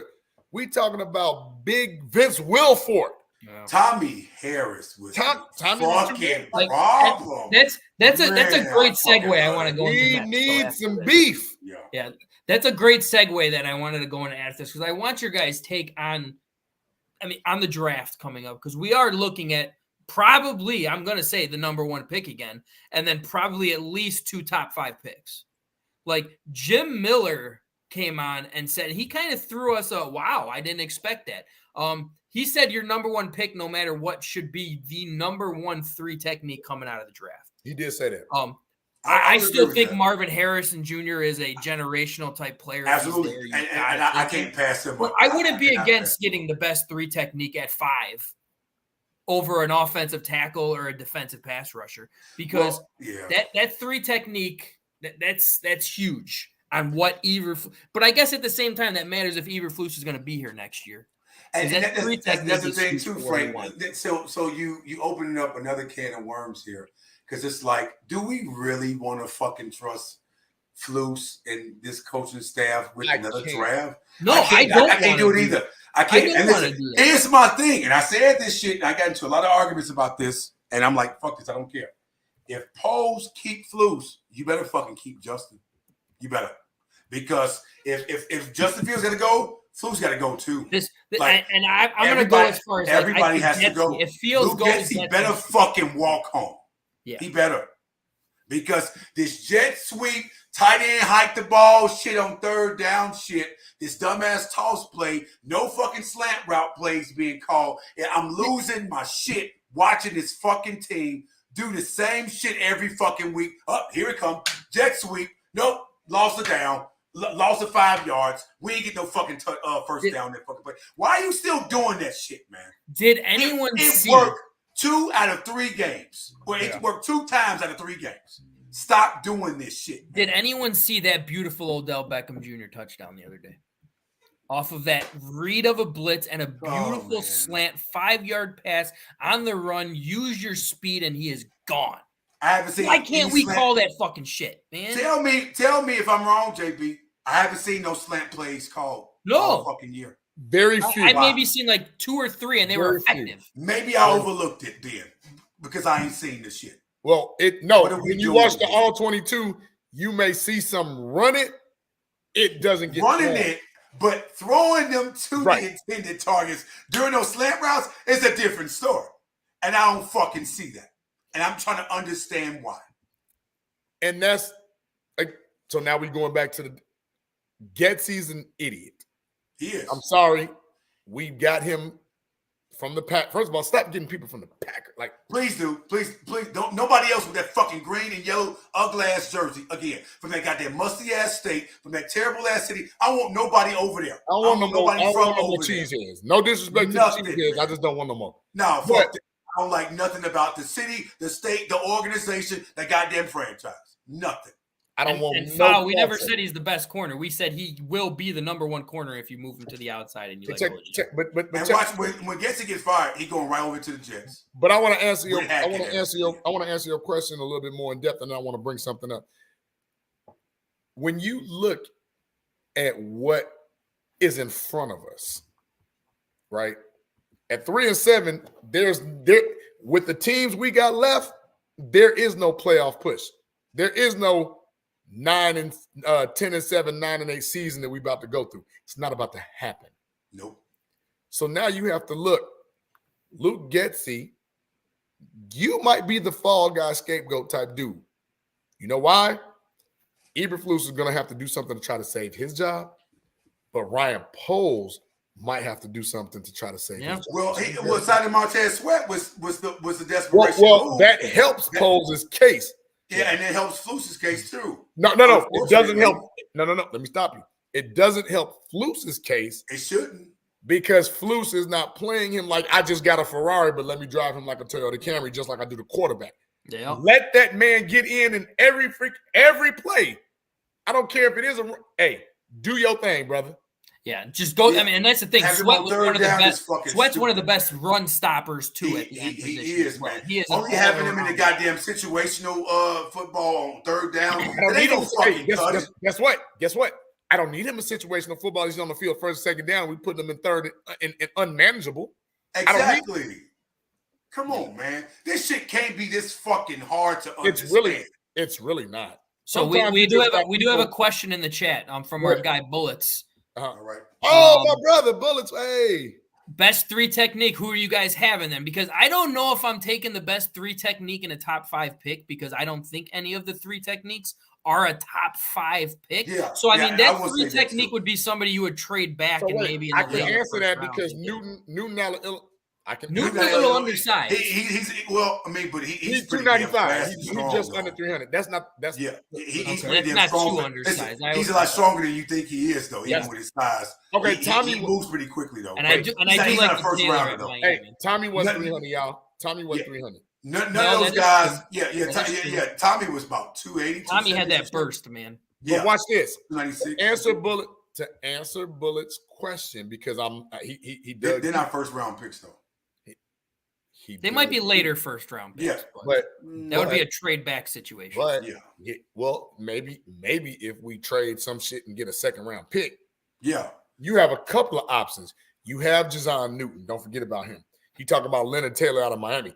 What about the kid out of Michigan, Chris Jenkins? Foul, you know where's Foul at? Foul know a little bit about Chris Jenkins. I know that too. And that guy might be like fan. Listen, that fucking dude is a beast, man. Wait. I got another one. Don't forget, we watched Georgia, don't we? Yeah, Jalen Carter's replacement, Nas Stackhouse. Y'all ain't heard of Nas Stackhouse? You can never. I'm down here in Georgia. I can't help but watch Georgia games. So I wouldn't mind getting Nas Stackhouse in the third round, right? Yeah. Right? But none of them, because it's so much more talent in other areas, you're not going to find. Did y'all forget about Mason Smith? Y'all forget about Mason Smith? He like Calais Campbell. Mason Smith like 6'6", 6'7", like he's LSU, right? LSU. That's what I'm saying. It's some guy. That's a beast guy too. Hey y'all. So I mean, but again, those are late first, early second round type picks and everything. Honestly, of those five we just named, I think we can get of those 5 we just named. I feel confident. But listen, JB, I have to ask this question and counter that question because we have so many fucking holes to fill. I need. Do we? Listen to me. I need Bora, Whitehair, and I need Lucas Patrick off this fucking team right now. Borum's a backup. Borum is a good player. All are, Frank. Listen, these motherfuckers can't hike the ball for shit. They're going to keep hiking it low, hiking it high, getting these quarterbacks killed by fucking hiking the ball so fucking high, consistently doing it and getting false starts. You all know the Bears' offensive line has the most false starts in the NFL. What the fuck are y'all doing? Why are y'all not fucking talking about this in practice? Why are y'all not disciplined in practice where y'all are addressing this issue? Yeah. This is ridiculous, man. And it's the same 3 people every fucking time, with the exception of maybe Darnell Ryder here and there, Jenkins here and there. But it's the same 3 people consistently, though. Whitehair is gone. Whitehair, especially with the money that's going to be there. Whitehair is gone because you're able to put Tevin Jenkins at left and Nate Davis at right. Listen, JB, listen to me. That's $9 old-fashioned. That's $9 million. That's $9 million in cap. That is. But call me old-fashioned, but I like my offensive linemen to play in specific positions and not rotating out all the fucking time. If you are a center, play fucking center. I need a center. I need a fucking guard. JB, you're going to be center? Who plays guard? Center, JB? Not guard who plays center. No, I don't fucking need that. I need a center. Somebody Go, JB. Who the goddamn quarterback can trust to give him the goddamn ball in a timely fashion and hike it the right fucking way. Cedric Van Pran. You ruined it for me. In your backyard. That was my second round draft pick. I would love to see backyard. That. Yeah. I would love to see him. I like him. Listen, this is the thing, though. If he's going to be a high second round pick. He's gonna be a high second round pick. He's gonna be a second down. I mean, let's not forget we need to get a second round pick back. We just got rid of Kramer too, and he was supposed to be our next center coming up. Don't get me wrong. I'm not saying anything. Kramer, and I agree with that. But this is the thing, though. We can't say that Lucas Patrick is going to be gone because we don't have a center right now. Go get somebody else. I can't. Well, I mean, we'll see who's available. There's no question about that. Keep fucking doing this with Lucas. But I would love to see the Georgia guy come in and be our center. I mean, if we're going to take out our 5th pick overall and that Penn State tackle slips into the 5th, I'm not going to be mad at that shit. The Penn State kid is pretty good. Okay, wait. Stop. If so, by you all saying that you want the best tackle, we're just having conversations right now. I'm not saying we are. Honestly, I want the best fucking center. I need a center, JB. I can't do this shit with them. But anymore. you said, hold on. Night foul. You said the dude from Penn State. You talking about the Samoan Fasananu guy? That I can't say his name. Yeah, you talking about him, right? He's pretty fucking good. He's awesome. Yeah. What if we go get Joe Alt from Notre Dame? That's another good one. Commit, like piece something together sometimes, fellas. Like the Oregon State one, that guy might slip to like the 3rd round. He might even. It's a guy from Iowa. It's one from Wisconsin. Who's from Oregon State? I'm thinking of a tackle. My mistake. I'm thinking of the tackle from Ohio State. I'm thinking of lineman too. Yeah, I'm thinking of the tackle. Never mind. Okay. Listen, I'm a little leery, and people gonna tell me I'm biased. I'm just not fond of Notre Dame. They overrated as fuck. Why you got to rip on my Notre Dame? Listen, but I'm not denying what you're saying. They get way too much fucking press for me, Frank. For a team who runs a pro style offense. Man, in their own goddamn independent conference where they ain't fucking playing nobody. I know. Bring your ass back to the Big Ten where the big leaguers at. Don't give me no shit about we want to have our own money. Y'all ain't good enough to have your own goddamn conference. Your asses couldn't last in the Big Ten. That's why you fucking left. But again, I digress. I have a lot to say about Pac-12 and Notre Dame, but that's another story for another day. I will tell you this much though. Again, going back to what you said, Jim Miller had said, because I watched that episode, and I somewhat agree with it. But the Newton kid, he won't be in the 1st round. I'm almost certain of that because I don't think he will. It's so many talented players. It's going to be in that 1st round that he's going to probably be earlier 2nd round, or even middle of the 2nd round because there's still going to be some pretty top talent in the 2nd round as well. I just hate that we don't have a 2nd round pick. I don't know what's going to happen. Honestly, as bad as this fucking team has been, y'all, I'm on the fence about even fucking trading our goddamn picks. We need both these fucking picks to just work out. Like, fuck this. I need 2 solid-ass 1st round picks on this fucking roster. I'm even in the business of trading no fucking body right now. Let's just play devil's advocate here and that Caleb Williams does come out. He's going to go number 1 overall. We got the number 1 pick. And I know and I agree with everyone. I would love to have Marvin Harrison Jr., but I'm trading that number 1 pick. Why? Because you, like how he said, you need more. You need a haul back for that number 1 pick. But, I mean, at the same time, a little freaking guy on my shoulder is saying you can't fucking pass on Marvin Harrison Jr. Right, and listen, Frank. I'm gonna respond to that by saying if we don't get the same or a similar haul as we got from Carolina, where it included a goddamn premier young talented receiver or a premier young talented player in general, then I don't fucking want it because I don't just want draft picks. I need somebody. I need a veteran, something on this fucking team in exchange for that goddamn pick because we're giving up potentially a generational talent, whoever that could be. And we can't miss out on the opportunity to actually capitalize. I agree with that. It's very tough, man. This is a lot harder than the number 1 pick this past year. But let me it is. It really is. It's a lot freaking hard. Because we have 2 of them. Let me add on to that because here we go again. When you have generational talent, what we tend to do is the opposite. Yeah. We don't draft Randy Moss. We don't draft Devontae Calpel. We don't draft that guy. Yeah. Why did you do that to me? But then when we do try to think that we did draft that guy, he turns into a bust because we're the Bears fucking. Because we fucking listen. I don't know.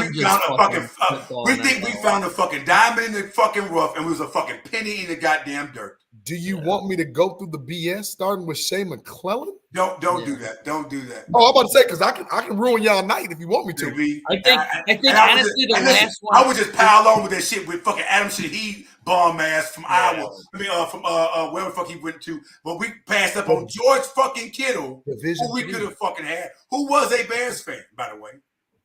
But we could have had George Kittle instead of fucking Adam fucking Shaheed bum ass. Hey, I like, and I know you're gonna rip on my Notre Dame, but Cole Kmet is having another great year. To get him, hey, Chris Williams. he's doing good.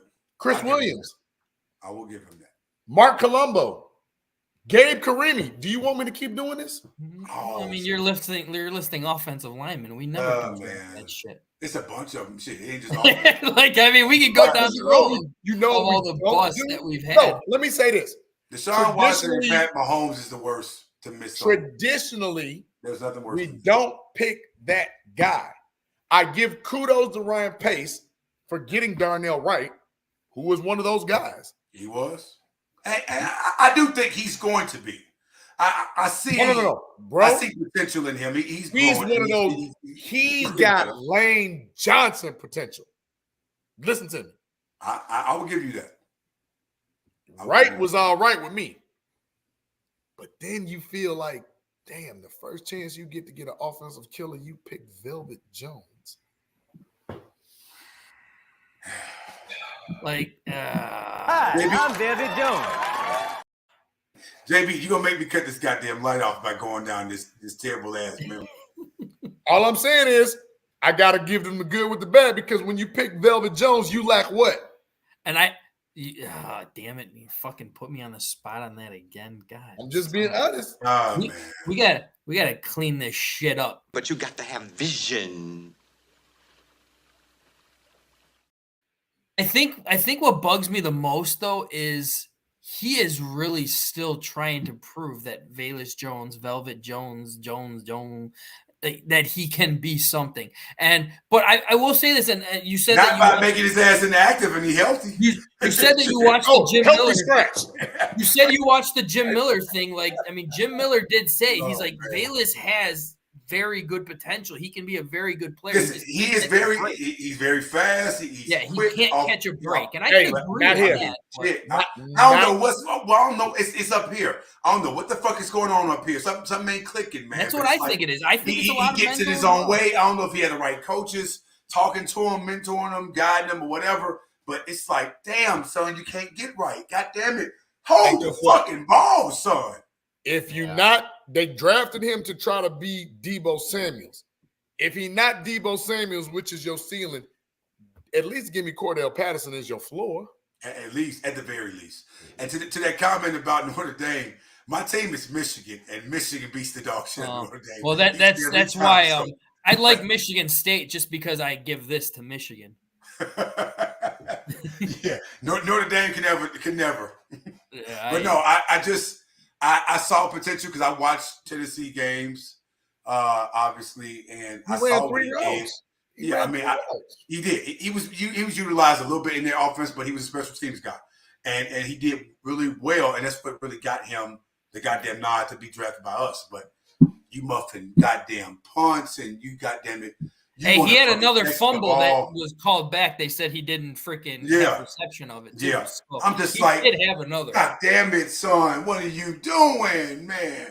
You fucking up every opportunity you get on the fucking mic. You over here, you choking, B Rabbit. What are you about to say doing? he B Rabbit, right? What are you doing? Come on, man! I need you to take this bitch to 8 Mile. Come on, man. Hey. Check that. Oh my God. Somebody just brought up Sam Mustipher. Like Sam Mustipher is actually doing very well. I couldn't believe that shit. With Baltimore. I could not fucking believe that. Because listen, how rare is it that we see with Philly, not with Baltimore. Listen, but one of the best offensive lines in the NFL he was throwing. Obviously. But we see coaching of our former players who wasn't doing much shit with us. They end up either not doing shit at all with other teams. You have a handful of those players that was doing something with us that's obviously still being productive with the goddamn team. The Roquans, the David Montgomerys, a few other ones. Yeah, I mean, it is because I'm not enthused. I'm not intrigued. I'm not excited when I hear Flus talk. I'm just like, oh, here his ass go again. He's a politician, no? He really the fuck is. He really a goddamn state senator. He's a spin. He is a fucking senator, and he's part of the goddamn reason we're going to potentially have a goddamn shutdown. And that's what the fuck this is. Like, I'm just like, dude, he go with that shit again. He talking that shit. Oh, yo, we're really close. Close to what exactly? No, go back to the last game when last game he's like, yeah, second half we had some tricks up our sleeve, and what tricks? The fuck you think you is David Copperfield? You think you are fucking Houdini or some shit? This ain't no goddamn tricks game. This is football. What's my mind freak name? Chris, the mind freak. Yeah, he ain't him either. What the fuck? This is football. Ain't no goddamn tricks. I go back before then when he just said, "Oh, Justin is doubtful, but he's not playing. So if he's doubtful, why isn't he listed as out?" Motherfucker, doubtful is that he ain't playing. Like, wait, what? Listen, we ain't stupid. 2 + 2 is 4. Goddammit. Oh, he's 51%. That guy got a chance of playing a Donnie. I thought Matt Nagy was bad with his interviews and shit. Where he would always be like, "Oh, I have to put the tape." Well, we had a great practice the other day. We did great in practice. Nobody fucking cares. Frank, it wasn't just a great practice over here. It was like, we got to find out the whys. Yeah, the whys was fucking killing me. So all this time your ass been here, we still ain't found out why. We still ain't found out why. We know the what. Yeah. We know the how. We ain't found out this goddamn why yet. Man, get your stupid ass out of here. Let's pay a few bills before we get on to the next topic. Let's get that going. There was a time when high standards prevailed, when excellent craftsmanship was displayed and treated with the utmost importance. Acquire the crisp, refreshing taste of Moore's Beer. Moore's Beer. Raise your standards.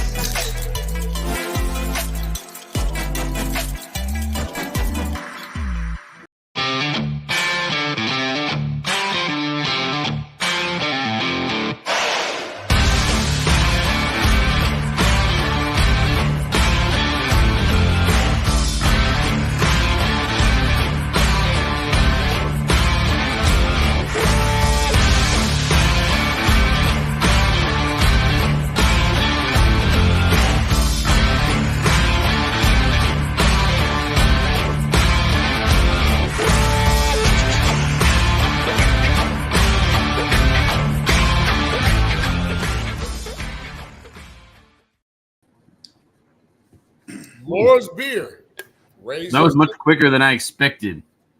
I thought you brought yourself in or something. I didn't. And in the zone. Whoa, welcome, Easy. Thank you. Glad to be here. I got some tricks up my sleeve. All right, let's get him out of here. Let's get him out of here now. I hope they better than what the fuck Flus was cooking. Oh, man. Tricks are for kids. Never did. And it ain't for fucking football either. Yeah. So Easy, since you're a little late to the party here, give us your take on the game. Okay, look. The Bears improved their draft pick. They won on prime time in front of the world. They beat, the number 1 overall pick in the draft, and they managed to piss off America in the process by winning such a boring game. I loved it. I had a great time. Like anytime the Bears win and the rest of America is annoyed and complaining, "Oh, it's the worst game ever. We had to watch a bad game on Thursday night." I'm happy with that. That makes me that brings me joy. So am I the only one who thought of this when I heard that from Easy? You smoke crack, don't you? You smoke crack, don't you? Yeah, basically. Listen, Easy, let me tell you something. So, because this is one stat that's now getting plastered all over the fucking internet. It's Tyson Bagent has won 2 games and Justin has won 1. If you don't get the entire fuck out of here with this, Like so him throwing for 165 yards on 33 passes, no touchdowns, no interceptions, no nothing, was him winning the game. Like I get it because quarterbacks get way too much credit for wins and they get way too much criticism for losses. Well, no, the thing is, I think what it is I'm so used to watching backup quarterbacks who are either Caleb Haney or Jonathan Quinn or Chad Hutchinson or Craig Krenzel or Jason Campbell or I could keep going, Todd Collins, that if we actually see a backup quarterback convert a first down, we're like, oh my God, this guy's a savior. Yeah, the expectations are a lot. The definition. I bet y'all money right now that y'all couldn't tell me how many quarterbacks since 1985 have the Bears started at quarterback. I think it's 20 now. No, it's way over 20. 20? It's way over 20, dude. You're like in the. Oh wait, no, I'm thinking of the of this millennium. It's in the 40s. Okay, yeah. I thought it was in the 50s. I thought you meant like. Can I give you a little nostalgia? In the 84-85 season, the one loss was not on Jim McMahon. It actually was on Steve Fuller. It was. Jim McMahon came in mop-up time off of an injury, the fourth game of an injury. Steve Fuller kept us afloat. Hey, and by the way, just to throw this out there, dude, I just looked it up. Chicago, you are way off, dude. What it is 84 quarterbacks have started for the Chicago Bears since 1985. 84? 84 quarterbacks have started since 1985. There was one season where we started 5 quarterbacks. I remember that season. Yeah, I remember that. I said it was over 40, so I didn't necessarily say it was 40. That sounds like a lot. That right? I don't know. That sounds excessive to me. That's fucking horrible. 84 since 1985? Since 1985. And mind you, after we won the Super Bowl that year, I remember they talked about Elway won MVP the year that Jerry Rice had 22 touchdowns. And Elway only had 19 fucking touchdowns and won MVP. I said, that is some goddamn politics for your ass. How you gonna sit up here and dare disrespect Jerry Rice like that? Was that Denver's 13-3 season where he threw for over 4,000 yards? Yeah, with 19 fucking touchdowns. And Jerry had 22. Stephon Humphreys was their running back. Vesty Jackson. There's the stat. Clarence Tay. Yeah, at the tight end. Crazy. Make sure you get that on a short. But easy, I have to ask just how at any point in this game against the damn Panthers, were you even enthused? Or were you excited? Did you feel something this was positive in this game throughout this fucking game? At any point? Oh, that was Ricky. Frank. The Bears have had 84 starting quarterbacks total, not since 85. Oh, is that I'm looked it up now. It's 80. It's 84. I'm looking at it right now. It says 84 quarterbacks have started at least one game. One game for the Chicago Bears of the National Football League. Period. Not since 1985. I was just like, yeah. I searched 85. They showed it. They said it was like over 40 since 1985. You might be right 45. Yeah. So if you want to, Tom, Zach, McMahon, Fuller, Flutie. 5, 6, 7, 8. Craig fucking Krenzel. Tom Willis. Moses Moreno. Shane Matthews. Steve Walsh. Eric Kramer. Peter Tom Willis. Hey, don't you fucking do. Kramer's pretty cool. I talked to Kramer. He's a good guy. I like Kramer. Yeah, we've had Kramer on the show before. Listen, my very first Bears game that I ever went to at Soldier Field was against the Lions, and Eric Kramer was the quarterback. And we won that game. Lions, sure. We won that game. Oh, wait. He was quarterback for the Bears at the time or the Lions? No, he was quarterback of the Bears. Oh, right. Nice. And we actually won that game. That's pretty cool. Yeah, it was. But I guess the point I was trying to make, though, is just that Bagent is better than Jonathan Quinn or Todd Collins. That's all I'm saying. I'm not saying he's – that's the measuring stick. Yeah, that's a pretty bad measuring stick, right? No, I know. Listen, man. Like this is a dry erasing marker. I'm with you. This is the measuring stick. But this is the thing. Hey, Jim Miller did come out on last show and said Bagent probably is the best backup quarterback in the NFL. That I don't even buy that. I don't think he said that. Yeah, he said something like he said I think he said a top 3. I would disagree with that because Josh Dobbs, Minshew, This was before Dobbs became Dobbs too, I think. Dobbs is always Dobbs. He's been that. He was that with Pittsburgh. He was there. Yeah, he was pretty solid. Tennessee in the playoffs. Yeah. Tennessee too. Give me Minshew over. I can name 5 backups that's better than Bajan. And it's not slighting Bajan, but it's like you do realize Bajan hasn't thrown a touchdown to a receiver in any of these 4 games. Do y'all know that? Did y'all fucking know that? I mean, he did. Mooney dropped one in the end zone. DJ Moore dropped one in the end zone. DJ Moore dropped 2 in the end zone, if I'm not mistaken. He has, I believe, he has 2 touchdowns to running backs and touchdowns to tight ends. No, look, I told JB last week off air. I think that he's Taylor Heineke at best. You did say that. Yeah. Taylor Heineke is a better backup. Well, yeah, I'm thinking y'all are forgetting the best Bears backup ever. Josh McCown. Josh McCown, bro. Josh like, McCown. Why are we having this conversation? Yeah. Well, because he's the best quarterback the Bears have ever had. Oh, God, there he goes. Listen again, the measuring stick. We are so fucked at the quarterback position. I mean, the measuring stick that we have right now. This is our damn benchmark right here. Josh McCown is our benchmark. Boy, I mean, shit. We are fucked 6 ways to Sunday. Yeah. Josh McCown pretty goddamn good. He was good. No, the 2013 Josh McCown. Not as a starter. Give me 2013 Josh McCown over anyone. Except maybe Sid Luckman. Sid, listen, I need people to stop using that as an example, too. I ain't never Sid Luckman played when because he's Jewish. Yeah, he's the only Jewish. Get out of here with that. That has nothing to do with that.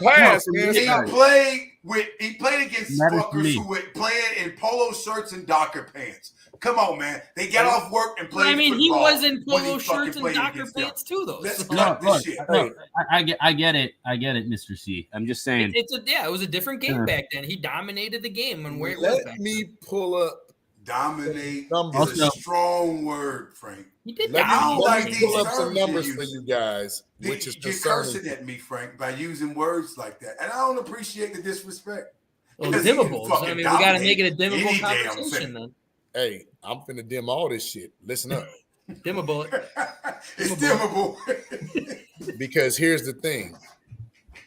We need to speak about some numbers going into the next game. Yeah, we do got to break down the next game before we get out. And I just want to say 333 yards, 2 touchdowns. 12 rushes, 116 yards on a touchdown. 14 rushes, 77 yards and 2 touchdowns. 8 receptions, 156 yards and a touchdown. Those were all numbers from the Detroit Lions put up against the Chargers. Yeah. We're fucked. If we played as poorly as we did against the Chargers, where some people said, oh, we got a chance, what the hell we think we're going to do against the Lions? Well, I will say this, JB, real quick. You know, typically we tend to play our conference, our division rival games a little tougher. Says who? Most of the time. I won't say all the time, but I would say, listen, we played. Well, it went down to the wire against Minnesota, and that was with Kirk Cousins. So, but without Justin Jefferson. Without Justin Jefferson, true enough. But that makes a difference. I do expect for us to still, at the very least, compete. Not win or lose. I ain't gonna say that against Minnesota with Josh Dobbs, but Detroit, we're gonna lose the game. But I do expect for us early on to really zone in on David Montgomery. We're gonna slow him the fuck down because I know on that goddamn bulletin board that better be the first fucking thing. Why are you zooming in on David Montgomery? Because you know goddamn well he's coming at us with a vengeance. You know damn well he is out to fucking embarrass us. Yeah, but I mean, by the way, really just put it on him because Jared Goff plays very well in this system. Look, I see it. He does too. But Montgomery, listen, Montgomery's telling the rest of his teammates, "Hey man, give me the fucking ball. I'm finna embarrass these fuckers." I'm not saying if I'm Dave Montgomery, I'm doing that. I'm out to embarrass the Bears. And you know what? He might actually. He will show out. I'm almost certain he will show out. So we got to put extra. We got to maintain him. We got to put extra fucking attention on him now. Now we got to specifically draw up a game plan to stop him. If we lose a game, it won't be because of him. It shouldn't be because of him. I'm not saying that you're wrong. All I'm saying is look at the forest as opposed to just looking at the trees. You got David Montgomery. You got Jahmyr Gibbs coming. You got St. Brown, Laporta, Khalif Raymond. You got Jamison Williams, Josh Reynolds coming. That's just offense, fellas. We ain't talked about Aiden Hutchinson. We ain't talked about Kirby Joseph. We ain't talked about Cam Sutton. We ain't talked about Jack Campbell. We ain't talked about Brian Branch. These are names that I watched last week like, oh, my God, we got a problem coming. So corners better be ready to cover. Corners better be ready to cover because we're going to have a lot of people in the box. None of that soft shit, that soft coverage shit where you're giving up all the underneath shit. I don't want to see that again. I fucking hate soft coverage. It makes we do it way too much against this team. Makes my fucking eyes bleed. And then everyone wonders why Stevenson gets beat on the inside so quickly, so easily. He's playing 10 yards off of the freaking guy. Every time. Listen to me.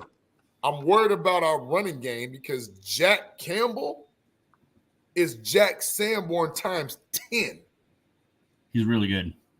Is Tremaine Edmonds playing? Is he back from injury?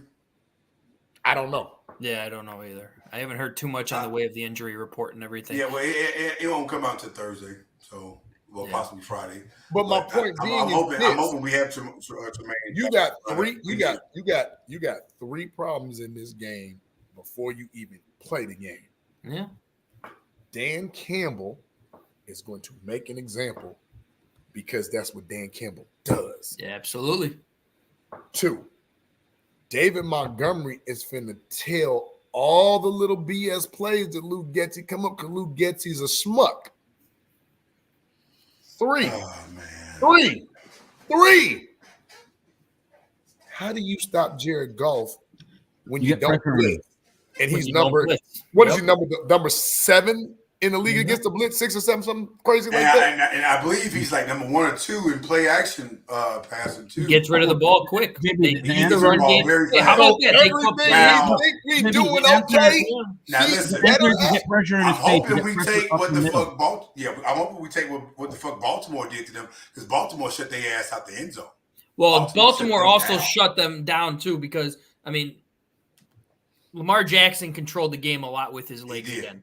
We need Justin. We need to be mimicking that same shit against this defense. We need to do the exact same shit Baltimore does. You're going to sit Justin in the pocket. If Flus is smart, he will watch what the fuck. Flus ain't smart. None of our coaches are smart. The answer to how to stop Jared Goff has always been you get pressure in his face. So I expect to see a lot of double A gap stuff, with Sanborn and Edwards. You're the computer guy. I urge you when you get a chance, look at Jared Goff's stats. A, against the blitz, and B, against non-pressure situations. Because if you give him time, he's going to pick us apart because that's what he does. He will. But if you blitz him, I need Montez Sweat to have a big game. If you blitz him, he also is one of those quarterbacks that catches his hot route, which is normally Laporta or This is one of those games where I would not mind seeing Sweat kind of in the interior on some of these plays. I would love to see. Yeah, you got to run. Yeah, you got to run. I'd like to see him stunt, drop back in coverage, and take Laporta away. I would like a couple times. Listen, he's going to need to help. They've been doing that a lot. He's going to need to help Sanborn with Laporta because Laporta's going to be eating that middle up. And I think it was Terrell Lewis. I think dropped an interception. Yes, you're right. You're right. Laporta's going to be eating that middle up. So Montez is going to have to drop back in coverage a couple of times. Yeah, and I mean, Sanborn by himself against Laporta. Oh shit, that's gonna be. We need Yannick to actually fucking perform. Can you fucking perform, Yannick? We need to figure it the fuck out, man. Come on, man. Shit. Whether it's him dropping back in coverage, I don't give a shit. He needs to figure out something because my God, that has turned into a horrible signing again. And now, he's got 3 sacks this year, if I'm not mistaken. All 3 are coverage sacks. None of them are freaking dominant sack. He'll be off the books next year, so I don't mind. If Montez Sweat can get to Jared Goff early and often, he'll rethink some shit when throwing or dropping back a ways when Montez Sweat coming at him. But can I tell y'all something? Sweat is going to be lined up. He's our left edge.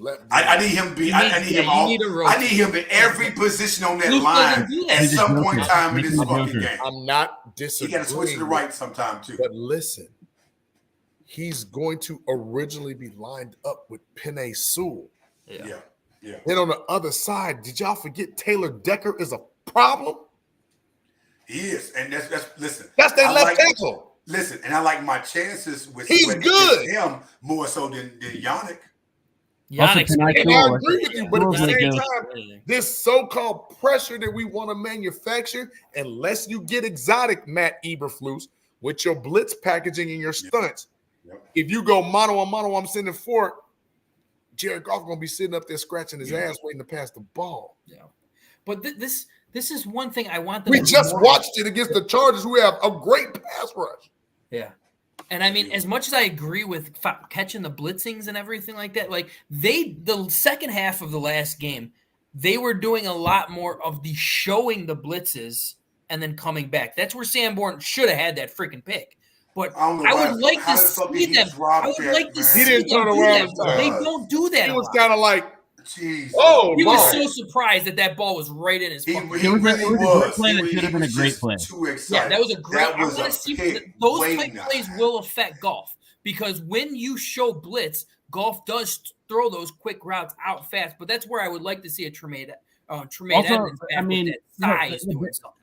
It's still, the Bears set the blueprint on how to beat Goff in 2018, and that's what the Patriots followed. When they beat him in the Super Bowl, they held him to 3 points. Right, because we got to make him those outside blitzes. You gotta get him impatient, and you can't let him dig him down. If you frustrate Goff will start coughing that ball up. But guys, you putting the cart before the horse.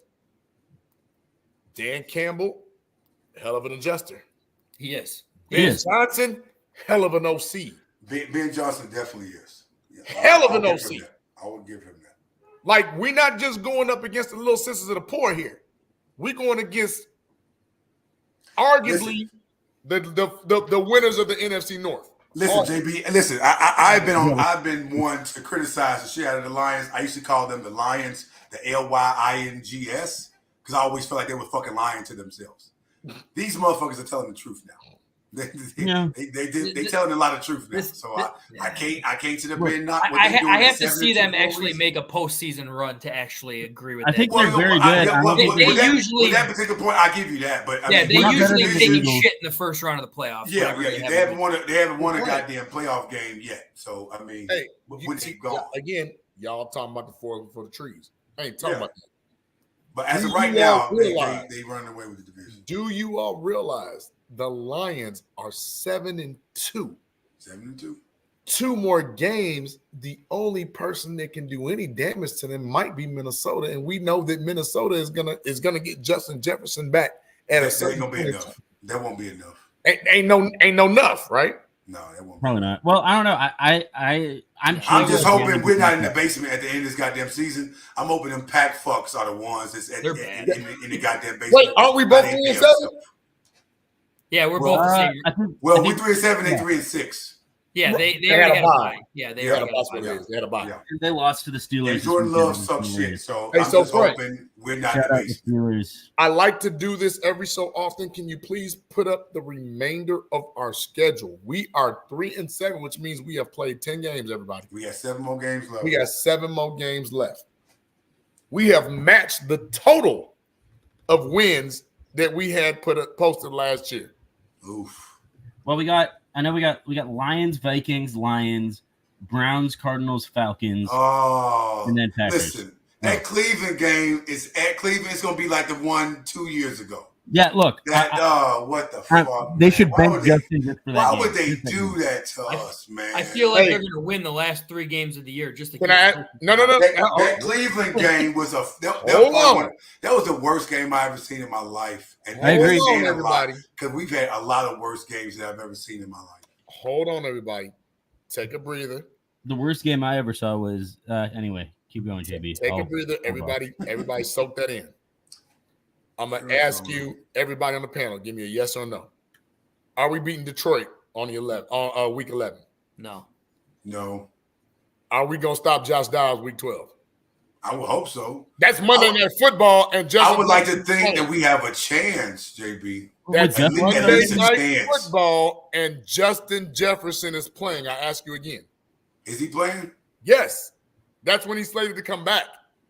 We might lose to the bye week. Hey, listen, JB. Hey, Jalen better be in his ass like hemorrhoids. Hey, hold on.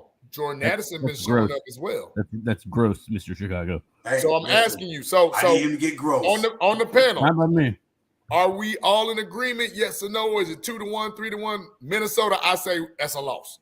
Yes, because it's in Minnesota. That's where I'm going as far as the loss now. So, then we back after the bye week at the crib to Detroit. We're losing again. Ah, shit. Cleveland has the number 2 defense. After last week, I'm sorry. Man. We're not even going to even get 2 more games out this season. This is what I'm worried about. Going up against that Cleveland defense absolutely terrifies me, just for his health. Like, listen, I just hope we can win 18. At this point, I don't even care about the other damn games. Let's just win the last game. That's going to be the battle. Last game. Hold on. Ain't no moral victories around here. Damn that. Are we convinced week 16 if I that we can beat Arizona? Kyler Murray is back and already won. Kyler Murray still maybe I think we do win that game, but we don't want to win. Kyler Murray's good. Kyler Murray struggles second half of the seasons every year. So. He only played 1 game so far, so we'll see what he looks like by the time we play him.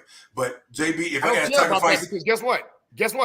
I don't care about that because if they lose out and we beat them, guess what? That hurts our draft stock. Yes. It does. Well, yes, but I still it hurts theirs. Listen, it hurts theirs if they win too, though. They're not. Guess what? They're not going to do. They're not going to draft a quarterback because financially they cannot get out of Kyler Murray's contract for 4 years. Well, but here's the thing, though. They can still draft the quarterback and have his ass sit until Kyler Murray gets hurt. We've seen teams do that all the time, JB. But what I'm telling y'all is, if I got to sacrifice, I urge you all to look at the man's contract. I'd rather lose out and beat Green Bay and be okay with that shit.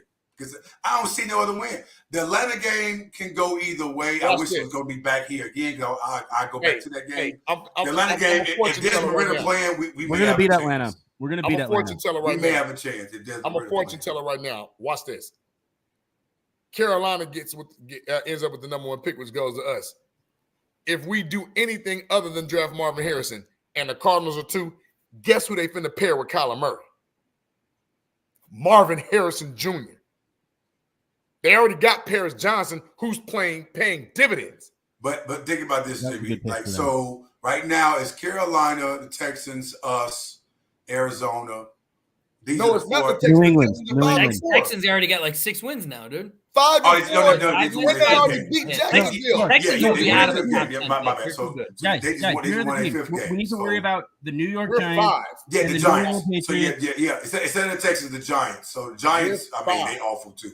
The Patriots. The Patriots. Patriots suck shit. Yeah, Mac Jones is not going to get his. He is not going to be on the roster. No, Mac Jones is the worst quarterback in the league. Y'all not listening. Him and Zach Wilson. I think Jones is worse than Wilson. No, like, did you see his interception?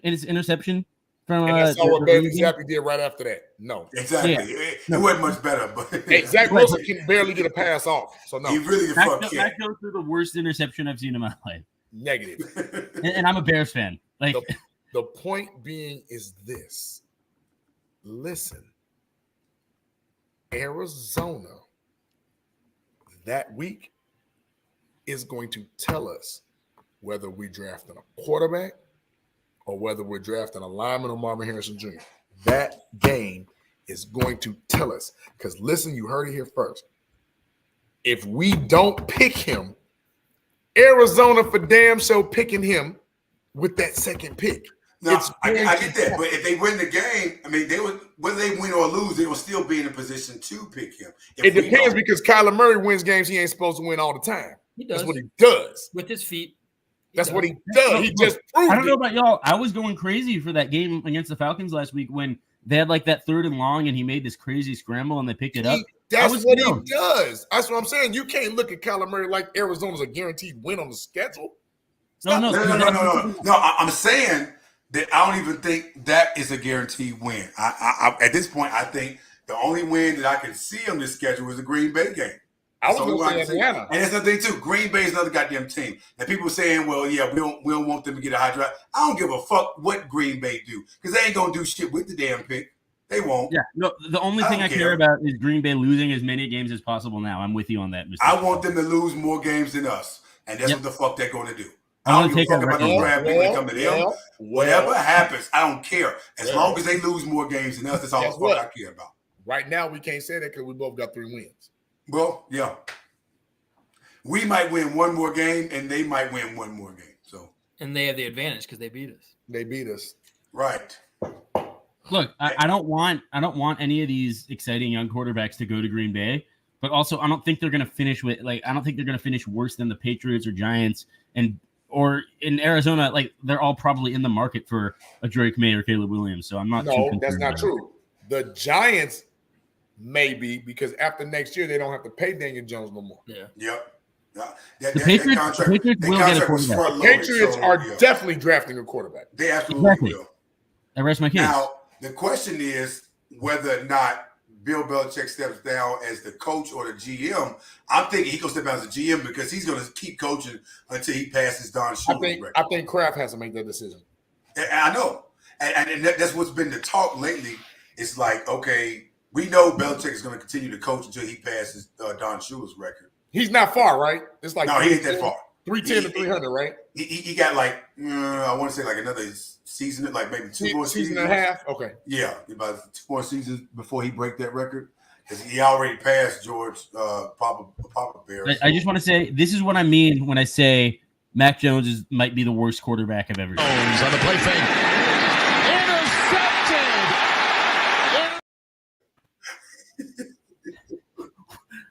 Any of us could have made that throw. Any of us. That was hilarious, though. How do you have your guy wide open in the end zone and underthrow him by 12 Well, I mean, yards? that's the thing. Everybody, especially a Bears fan, is going to look at that tape and be like, "Did he run the wrong route? Was he supposed to stop and was look that up? bad play calling? Like, was he supposed to stop and turn and catch?" And you're gonna have other Bears fans talking about, well, at least he made a throw. Easy. He didn't throw the ball. And you play that ball left his hand. Prosperity. yes, of course. Also, watch his beautiful footwork on this play. Jones on the play fake. Intercepted. Well, listen. That's how Jay Cutler used to throw it. To that corner's point. Listen, in that corner's defense, he did look at the damn quarterback and where he was going, so he kind of anticipated where he was going. Mac Jones stared down that receiver the entire time. He did. You might as well have taken the hike. He was throwing it to the tight end of the end zone. Just throw it deep in the back, like whatever. Like no, how about you throw it? Period. That was a toss. Yeah. It's what Frank just said. It just left his hand. It wasn't. That was not a pass. To say he threw it like a girl is an insult to girls. He was like, "Oh, he's right there. Oh, okay. Let me just like he's playing cornhole." He probably said that too. There he is. Yeah. Toss. No, that's like you're flipping it to the second baseman or something on a double play. It was bad. It kind of was. Yeah. It really looked bad though. All right, so do we want to get score predictions here? Oh, absolutely. Yeah. Let's get it. I mean, Mr. Chicago, you're the younger guest that we have on here. I'm not talking about age because that's easy. He's like 14 years old. But I mean, I'm gonna say we're gonna lose. I'm gonna give the same score I gave against the Chargers. I said 27-17 or more like 30-17. Lions gonna probably win that game. I don't see us winning this game. I see us being competitive, at least in the first half. But we're going to run out of gas because, quite frankly, the goddamn coaches don't know how to fucking adjust. They don't. They say they got some shit up their sleeve, though. Yeah. Damn your sleeve, goddammit. What's on this goddamn piece of paper you calling plays on? No, that's almost as embarrassing as the time Matt Nagy said at halftime, "I'm having so much fun." I wanted to fucking choke this shit out of him. When he said that shit, I said, "Give me something right now." Right when he said that, I was like, "We're done." Like on top of Luke Getzy saying we're cooking up something special. Easy, what about you? What do you got? What do you got, Easy? Oh, me. I think 30-20, but like a backdoor 20. You know, like a backdoor cover. So just like wasted points. Yeah, a couple, maybe a commit touchdown to go home and tell mom he had a great game. But like, I don't think for fantasy purposes. Yeah, exactly. Which is good. He's on my fantasy team, so he's on mine too. Yeah, but and he's been decent. But yeah, no, I don't expect anything. I don't expect to win this game. And I do think Montgomery will have a big game. Similar to the revenge game that Cedric Benson had against us when he was at the Bengals. God rest his soul. But yeah, no, I don't think it's going to be pretty for Chicago at all. 30-20. Justin Fields looks okay, but doesn't do enough. Oh. And JB, looks like your mom and I are on the same page. Close. Very close. I'm actually overly concerned because I look at it like this. If the Lions put up 41 points against the Chargers,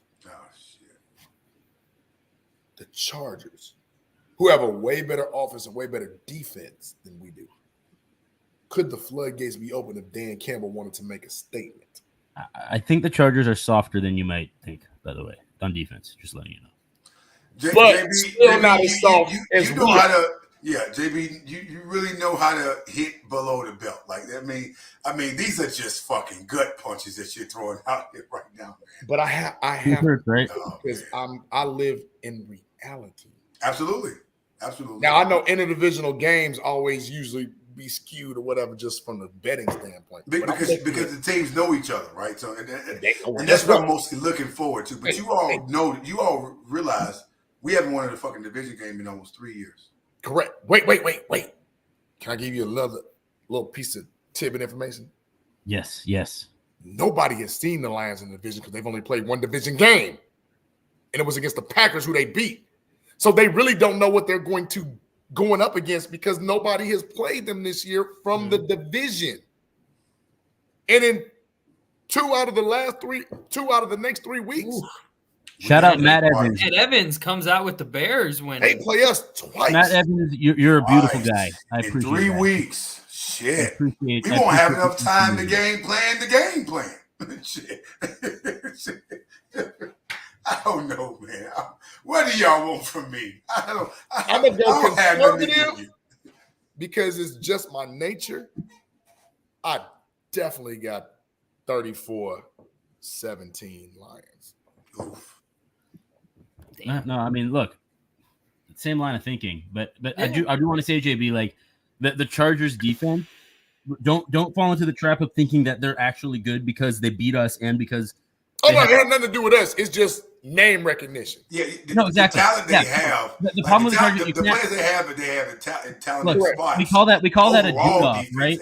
Like when right. you can name so many dudes on the Chargers defense, but the thing is, it doesn't matter how many dudes you can name when they can't stop the run. And and Brandon Staley has started like a very soft culture there. And he does not deserve his job, and he's terrible. And I could go on and on about Brandon Staley, but that's not. You don't have to go on about him because guess what? In the next 3 to 4 games, he's going to be fired. Yeah, he's gonna be fired. I hope you're right, man. I mean, you're preaching. I mean, I know your backyard. You see it more than we do. He's not. No, He don't read, man.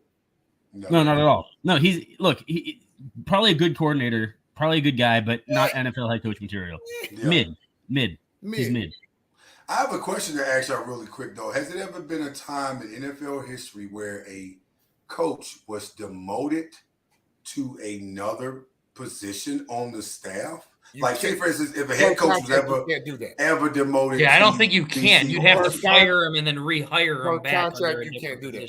Okay. I don't think that's happened. I've always thought I know people can get promoted. You can fire somebody and then bring him back as a normal type. Has it happened though, Frank? Somebody got fired and brought him back. Yeah, but who's that happened for? Remember, contractually, you can't even leave your position unless you're going. You can't make lateral moves. You have to go up. So, like Eric Bieniemy, if you all remember, he was the offensive coordinator for the Chiefs. He is the offensive coordinator for the Redskins and also the assistant head coach. That's why he was able to move laterally, because he gave him an extra title. So technically, he didn't make a lateral move; he made an upgrade. Yeah, he was getting extra responsibilities. You have to after Ron Rivera. But yeah, it's gonna be curious to know or look at how Washington plays this, because obviously Rivera. I love Ron Rivera, but he's on the hot seat out there, and for sure they fire him. I mean, they're gonna give got new ownership the opportunity. Everybody. If they give Eric Bieniemy the opportunity to be the head coach, I would like to see Eric Bieniemy. He'll get first dibs. I would like to see him become a head coach. I want to at least see if they can give him a try. Everybody else has been giving a fucking try who don't fucking deserve one, i.e. Flus, i.e. fucking Allen Williams. Yeah. I.e. fucking Luke Getsy, who didn't fucking call not one goddamn play in the green of all fucking bays. You didn't do shit over there except reap the fucking benefits of what the fuck Aaron Rodgers' ass was. You see the Bills? You see the Bills fire Ken Dorsey? They just we were talking about that earlier. Like, listen, why are we so goddamn special that we gotta wait till the fucking end of the year to do this shit? Fire Getsy ass right now. We ain't no damn different than the damn Bills. Can I tell y'all something y'all don't know? Well, we'll see. Don't, and this is me off the top of my head, because all I do is look shit up all like forever. Do y'all even know who the league leader in passing is? Sam Howell. And who's second? CJ is second, I thought. For CJ, yeah. CJ Stroud. Yeah, CJ Stroud. Doesn't that tell you something? I told motherfuckers he gonna ball. It tells me that Sam Howell's played more games than anyone so far. No, and what that tells you is we were talking about this earlier, me and JB too. What it pisses us off, because we started the show off ranting about this. They brought in a coach that threw away any playbook that he had and built a playbook around what CJ did well at Ohio State. Absolutely. That's why he is so successful. Absolutely. When we have an offensive coordinator who says Justin will fit in our system so well. Nobody fucking cares. Build your system around your quarterback. Yep. And Eric Bieniemy, Sam Howell is reaping the benefits of having Bieniemy as a great fucking play caller, calling plays for him and getting him 300 and 400 goddamn yard games. There it is. That part, Mr. Chicago. I didn't hear him. Can you say, Mr. Can you say that again? I just missed it. Or JB, can you reiterate his point? Like I didn't hear it. I said that Eric Bieniemy having Sam Howell having Eric B is reaping the benefits of having that offensive play caller call these goddamn plays. 100%, yes. That was what I was going to reiterate, because that point when you have a proven commodity at an OC and you see Sam Howell came after Mitch Trubisky in North Carolina. Man, ain't nobody checking for Sam Howell for real. Can somebody find out for me why the fuck a person who was with the Kansas City Chiefs for 13 years didn't even consider talking to Eric Bieniemy? Said he didn't interview well. Get the fuck out of here. I don't want to hear that. Do I fucking care about how the fuck he sound like in an interview? He can do the fucking job, can he? Yes or no? That's the fuck. I'm wondering, like, what could he possibly be saying in these interviews? What can he possibly have fucking said? That's a political bullshit, JB. Paul said that shit. I'm calling bullshit on polls. You know the motherfucker. You was over there with him. Now he can't all of a sudden interview. Now he can't. You interviewed his ass over there when you was over there. Let me bring something else to your attention, because you are spot on, Mr. Chicago, and you are 1,000% right, because we still haven't gotten Frank's prediction. Frank, I got you. But when you look at Chicago cut my ass off. When you look at what's going on, the enemy showed you I can damn near make lemonade out of lemons, and that's what you want. Yeah. Now, how you sweeten it, that's relative, depending on your team.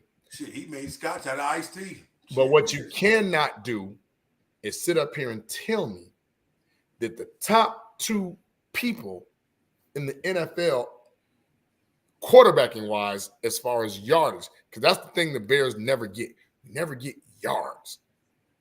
But also, I'm looking at like adjusted net yards per pass attempt, because that's really where, you're talking about when you're looking at yak and all that. But that goes to it, because still, You have to make the right play in the right position, all that. Sure. That gets you easy. At the right time. Yeah. At the right time. But when you look at situations like that, Sam Howell is a risk it, no biscuit quarterback. Eric Bieniemy, he's not Patrick Mahomes. You understand that. But you're getting a lot out of him. What you're getting out of C.J. Stroud is production, efficiency, and taking care of the ball. Yeah, he does. Yeah. He only threw 2 interceptions the whole season, y'all. Yeah. 2. That's almost concerning. He how didn't throw good his first interception until like week 4, week 5 or some shit. Something like that. Right. And then he just threw one, right, in the end zone. Right. But you look at the same situation, because, Frank, you mentioned Ken Dorsey. You all know Josh Allen leads the league in interception. He's got 11 of them.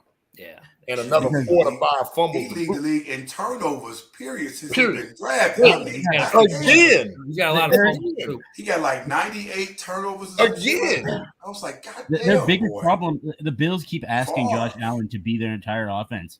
Like, he's always their main rusher. And it's like, you got Cook forward. Cook is a damn good running back. He is. I watched Cook in college. Like, why the fuck would you not hand him the ball more? What are you doing? I've been wondering that for a while myself. Josh Allen suffers from Brett Favre syndrome. He does. Well, yes. No, My he's the love arm- child of Sam. He's the My love child arm of Sam is Newton going and to Brett Favre. I've been solve saying all this of for my years. problems. He would give you 4 touchdowns and 3 interceptions, easy. I've been telling. And you may win or lose the game. With But the reason why I keep bringing that up is the importance of a competent coordinator. Absolutely. 1000%. I don't give a damn about Josh Allen. No. In real life, I don't.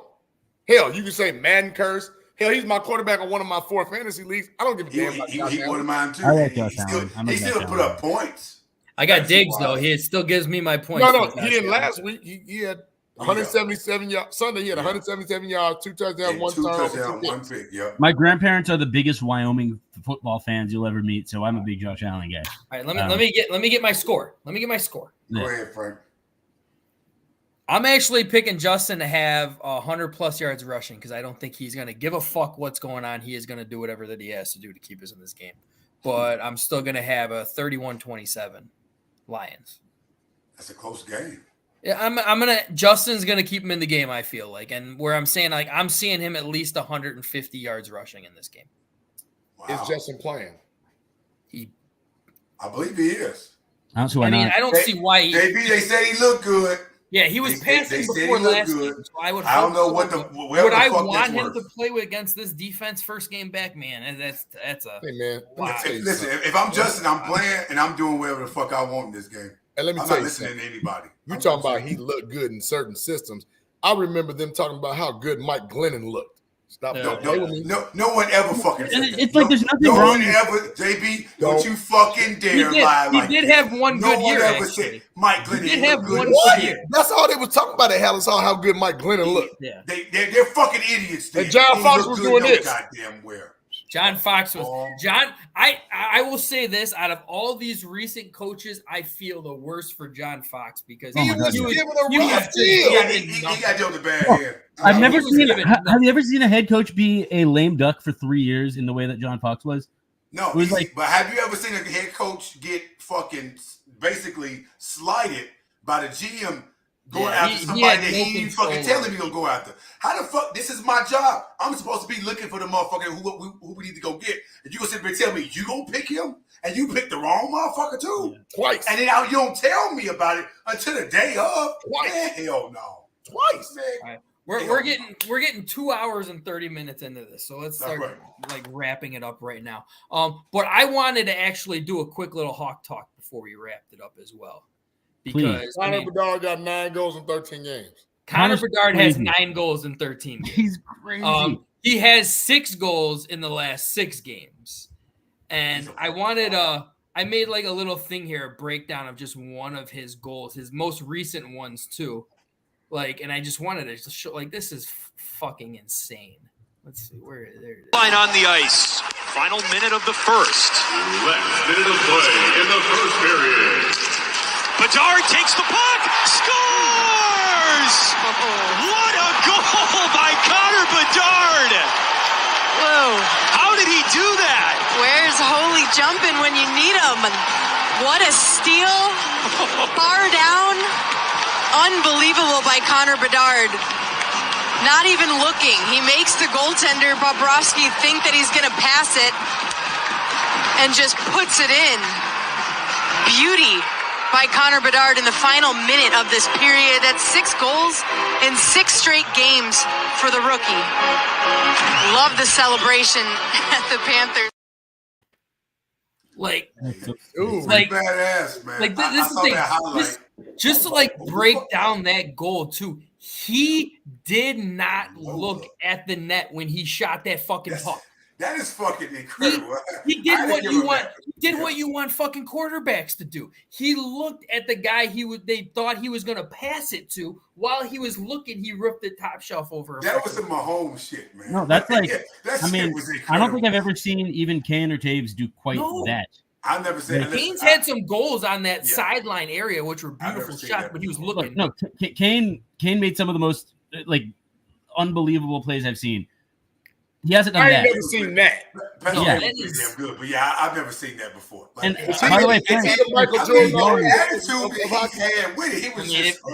And then Frank, Mark 19th on there, by the way. Looking at everybody like, what the fuck you thought I was going to do? Like, this is nothing. Yeah. How old is this kid? He got to be like. He's only 18 years old, man. He's only like 18 like years 16, old, man. Like, what the fuck? Like this, he's gonna have a great ass career, man. This kid has 9 goals in his first 13 games. I'm glad to say I took the over on 25 goals this year. So glad I did that because he's clearly gonna get that. You think get over 25? March 19th, I'll be there at the game. Blackhawks Kings. How many what? Overall points, Frank? He doesn't have a lot of points, which is the sad thing. He's got 9 goals and 6 assists, 15 points in 13 games. Points. Okay.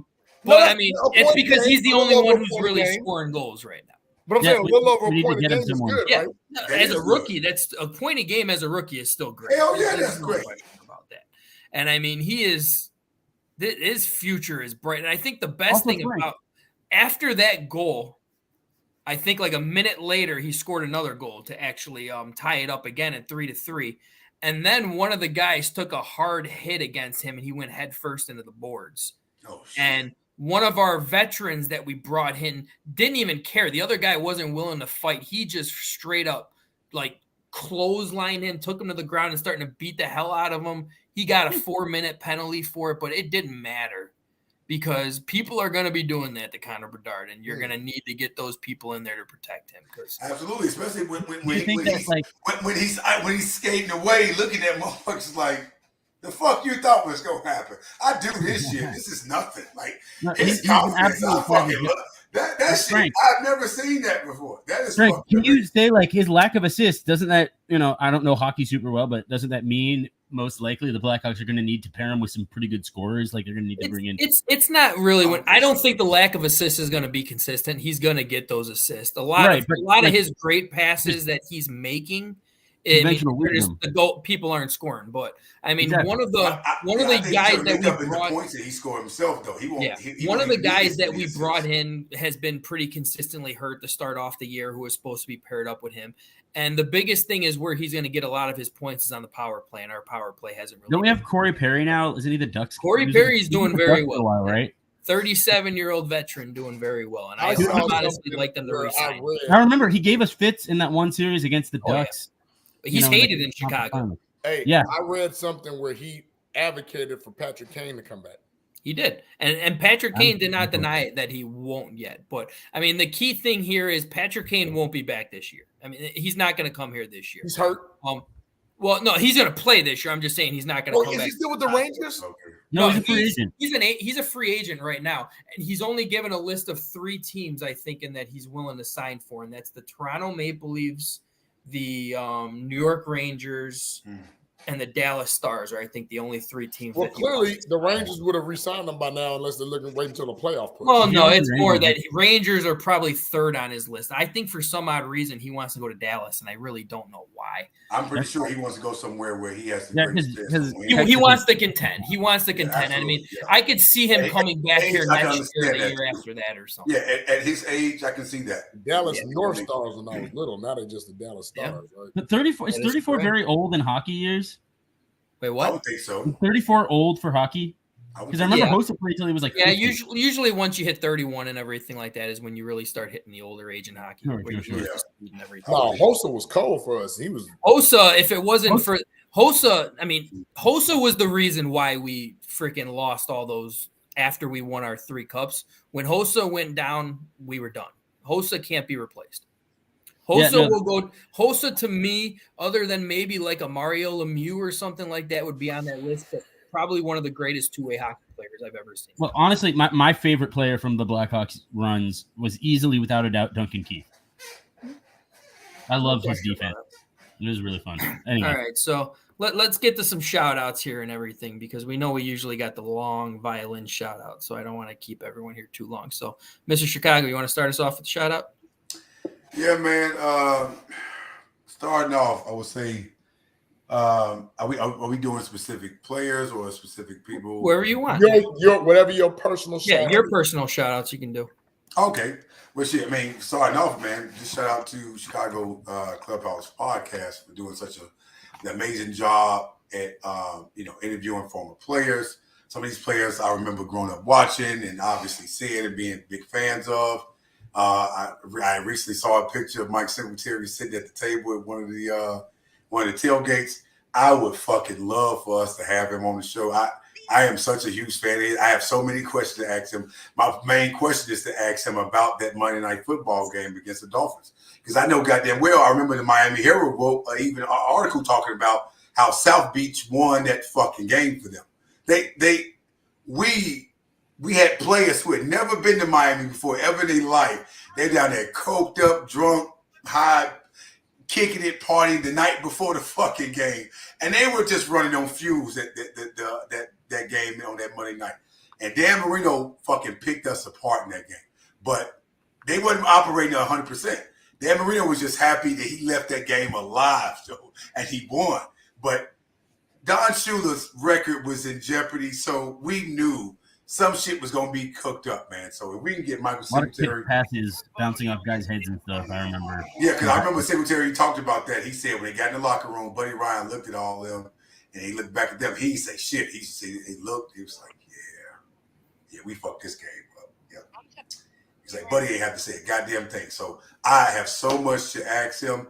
But again, shout out to the Chicago Podcast Network, everyone who's doing a fantastic job with the shows, man. I'm just happy to be recently a part of the action and just bringing my entertainment and take to the fold, man. So appreciate that, man. I always salute by saying Chicago against the fucking world. Period. That's it. Yeah. All right. Easy.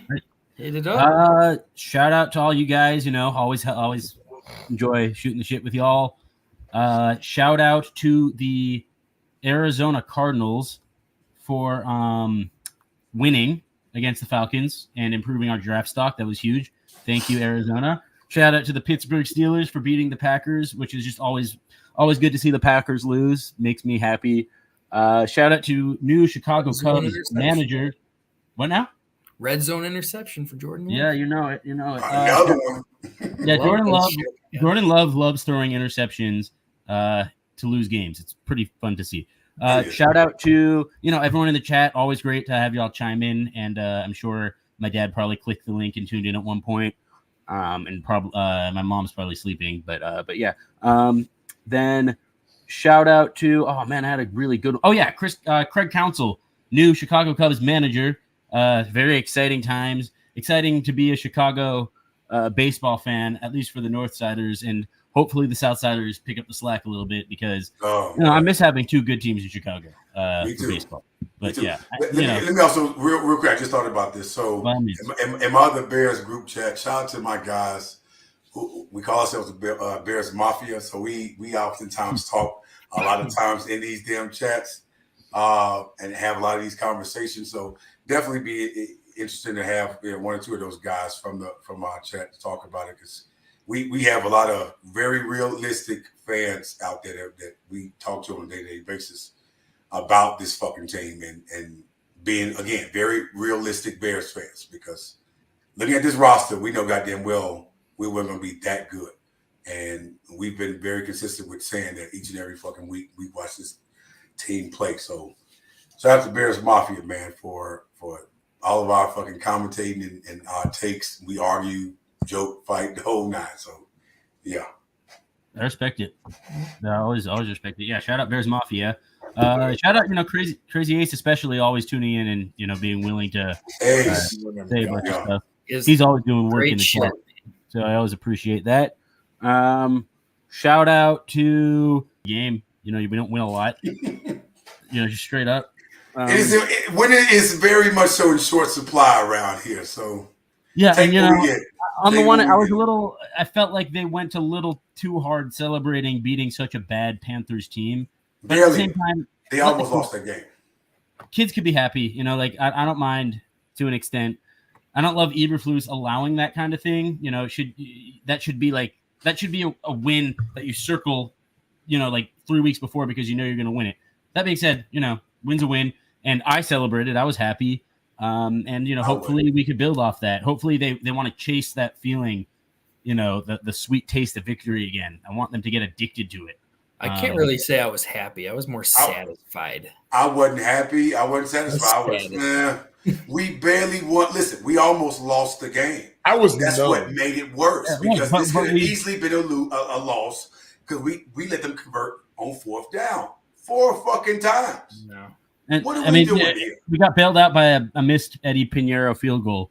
And not his fault. Like, that's a long ass kick in Soldier Field. But no, I also, like, hey, we pissed off America too, because everyone was like, that was the worst game I've ever seen. And that makes me happy. Yeah. Like, I like when football fans that aren't Bears fans are sad. Yeah. Like, that's a joyful thing for me. Sorry. Nothing was worse than that Giants-Jets game. So. Yeah, that was horrible too. That was horrible. I think anytime I see a Giant on the sideline, though, or on a field, they're pretty bad. Raiders Jets was bad. I'm quite intrigued by what soothes and entertains you at this point in time.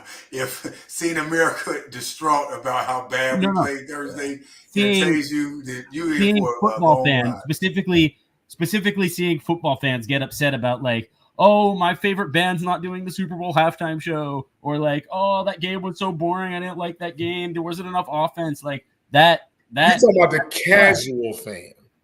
What'd you say? The casual fan. Yeah. Usually the casual fan, like the Swifties. Also, like, I can't lie and say I like Schadenfreude when it comes to the Cowboys fans, Packers fans, obviously, Patriots fans. It's all fun for me. Like, that's part of the joy of being, of loving football is, there's crazy fans out there, and it doesn't take a lot to really rile them up. But yeah, I did like the Bills Broncos game that night, so shout out to that too. That was a fun game. But the Broncos ended up winning. I thought it was going to be low scoring yet entertaining. There's difference. Yeah, I want to call a shout out too to, like, low scoring games, because, like, to me, for me, a boring game is one where one team dominates. It's not like, if it's a close game and anyone can win it in the fourth quarter, that's a good game to me. Like, if it comes down to the wire, that's exciting. Good game. It was 10 games this week that was one score games. Yeah, and it was great. I loved this week of football. It was really a fun, entertaining week. There's a difference between a game being a good football game and a game being entertaining. Yeah. Yes. The Colts Patriots, boring as shit. It was 10-6. Terrible. Horrible. But entertaining for sure. It was god awful. God awful. Yeah. That makes sense. I think there was a hockey game that was 10-6. Mildly entertaining. Baseball game. Yeah, and also, like, the Patriots had a chance to win late in the game. The Bears and it was fun to watch them fuck it up. It was very droll. That's a French word. It's He's very droll. All right, JB, hit us up with that chat. Let's see what we got going. So you know what? We getting towards that time, so I might have to do the top 10 because do the top 10. I'm cool with that. For sure, Crazy Ace, Skylark, Jeremy Bowman. We had a new guy, Andrew Cunningham. Bullets, that's 5. Black Sam. I have to jump in with, I said Bullets already. Oh, Skylark came back with a vengeance. Oh, Crooked Commish. Hey, Chris Edmonds, that is more passionately known as Foul. Hey, Crazy Ace was on one. Like, between Crazy, Skylark, Black Sam, and Jeremy Bauman, y'all were like our contributors of the night. Like, for real. They had, and Bullets. Y'all 5 had all the commentary. But that's what we want. And a lot of the same. I promise you I'm scrolling as we speak. I don't know. Oh, shout out to Chicago Clubhouse Network.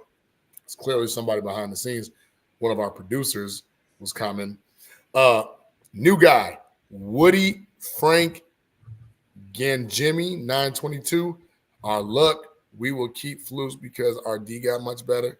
Shout out to him for chiming in. Brand new guy. That's about it, I think. Your mom, right? Oh, no, I'm just talking about. She's got to close out with the mom. Mom of the podcast. Newbies. Because there were some new people. There were Matt Evans. Matt Evans new? I thought Matt Evans. He's been out for the last few weeks. Okay. Still new He's word. Still newish. Yeah, he's been tuning in probably. Oh, shit. Jesse Cottrell, welcome back. Yeah, we haven't seen him in a while for sure. Here we go. Joseph Hudson, new. That's a new one. Bears win by 10. And I think that's it, y'all. All right. By 10. And shout out to you guys. Shout out to my panel. Shout out to absolutely shout out to the Bears players. You played hard. You played for your families. You played for your checks. You played for yourself. You played for your legacies. Shout out to the Bears players. No shout out to the coaching staff. I was waiting for it. Yeah, there it is. All right. Man. And as always, closing out, shout out to SB. Any other cousins? I have an aunt from California that's watching. Shout out, Auntie. Shout out to my moms. If you know we only got one person watching that's going to comment and tell us what's real. My mom, Miss Sandra, she's more passionately known to our group and fan base. That's it.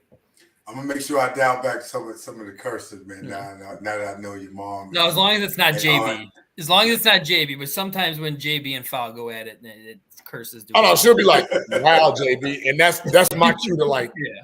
All right. Okay. All right. So also, I just want to shout out real quick. I never finished my shout outs. I want to shout out my dad because he has been tuning in. He's been listening. So shout out Robbo. Appreciate it. His name is Robbo. We call him Robbo. What?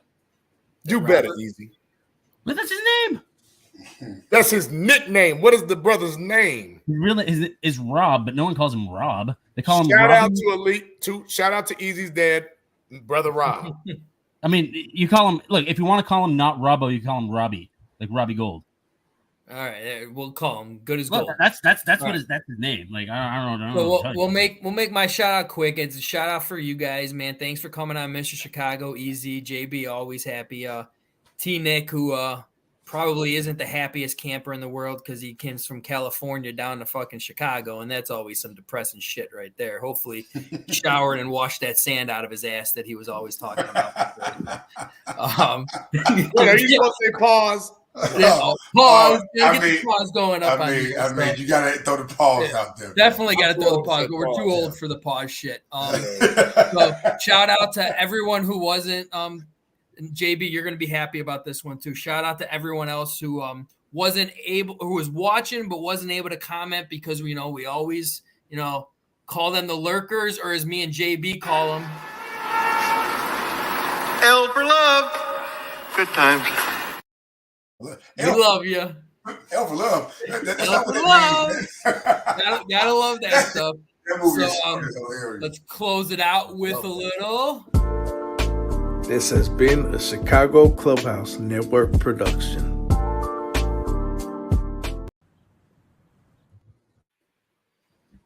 Chicago against the world, baby.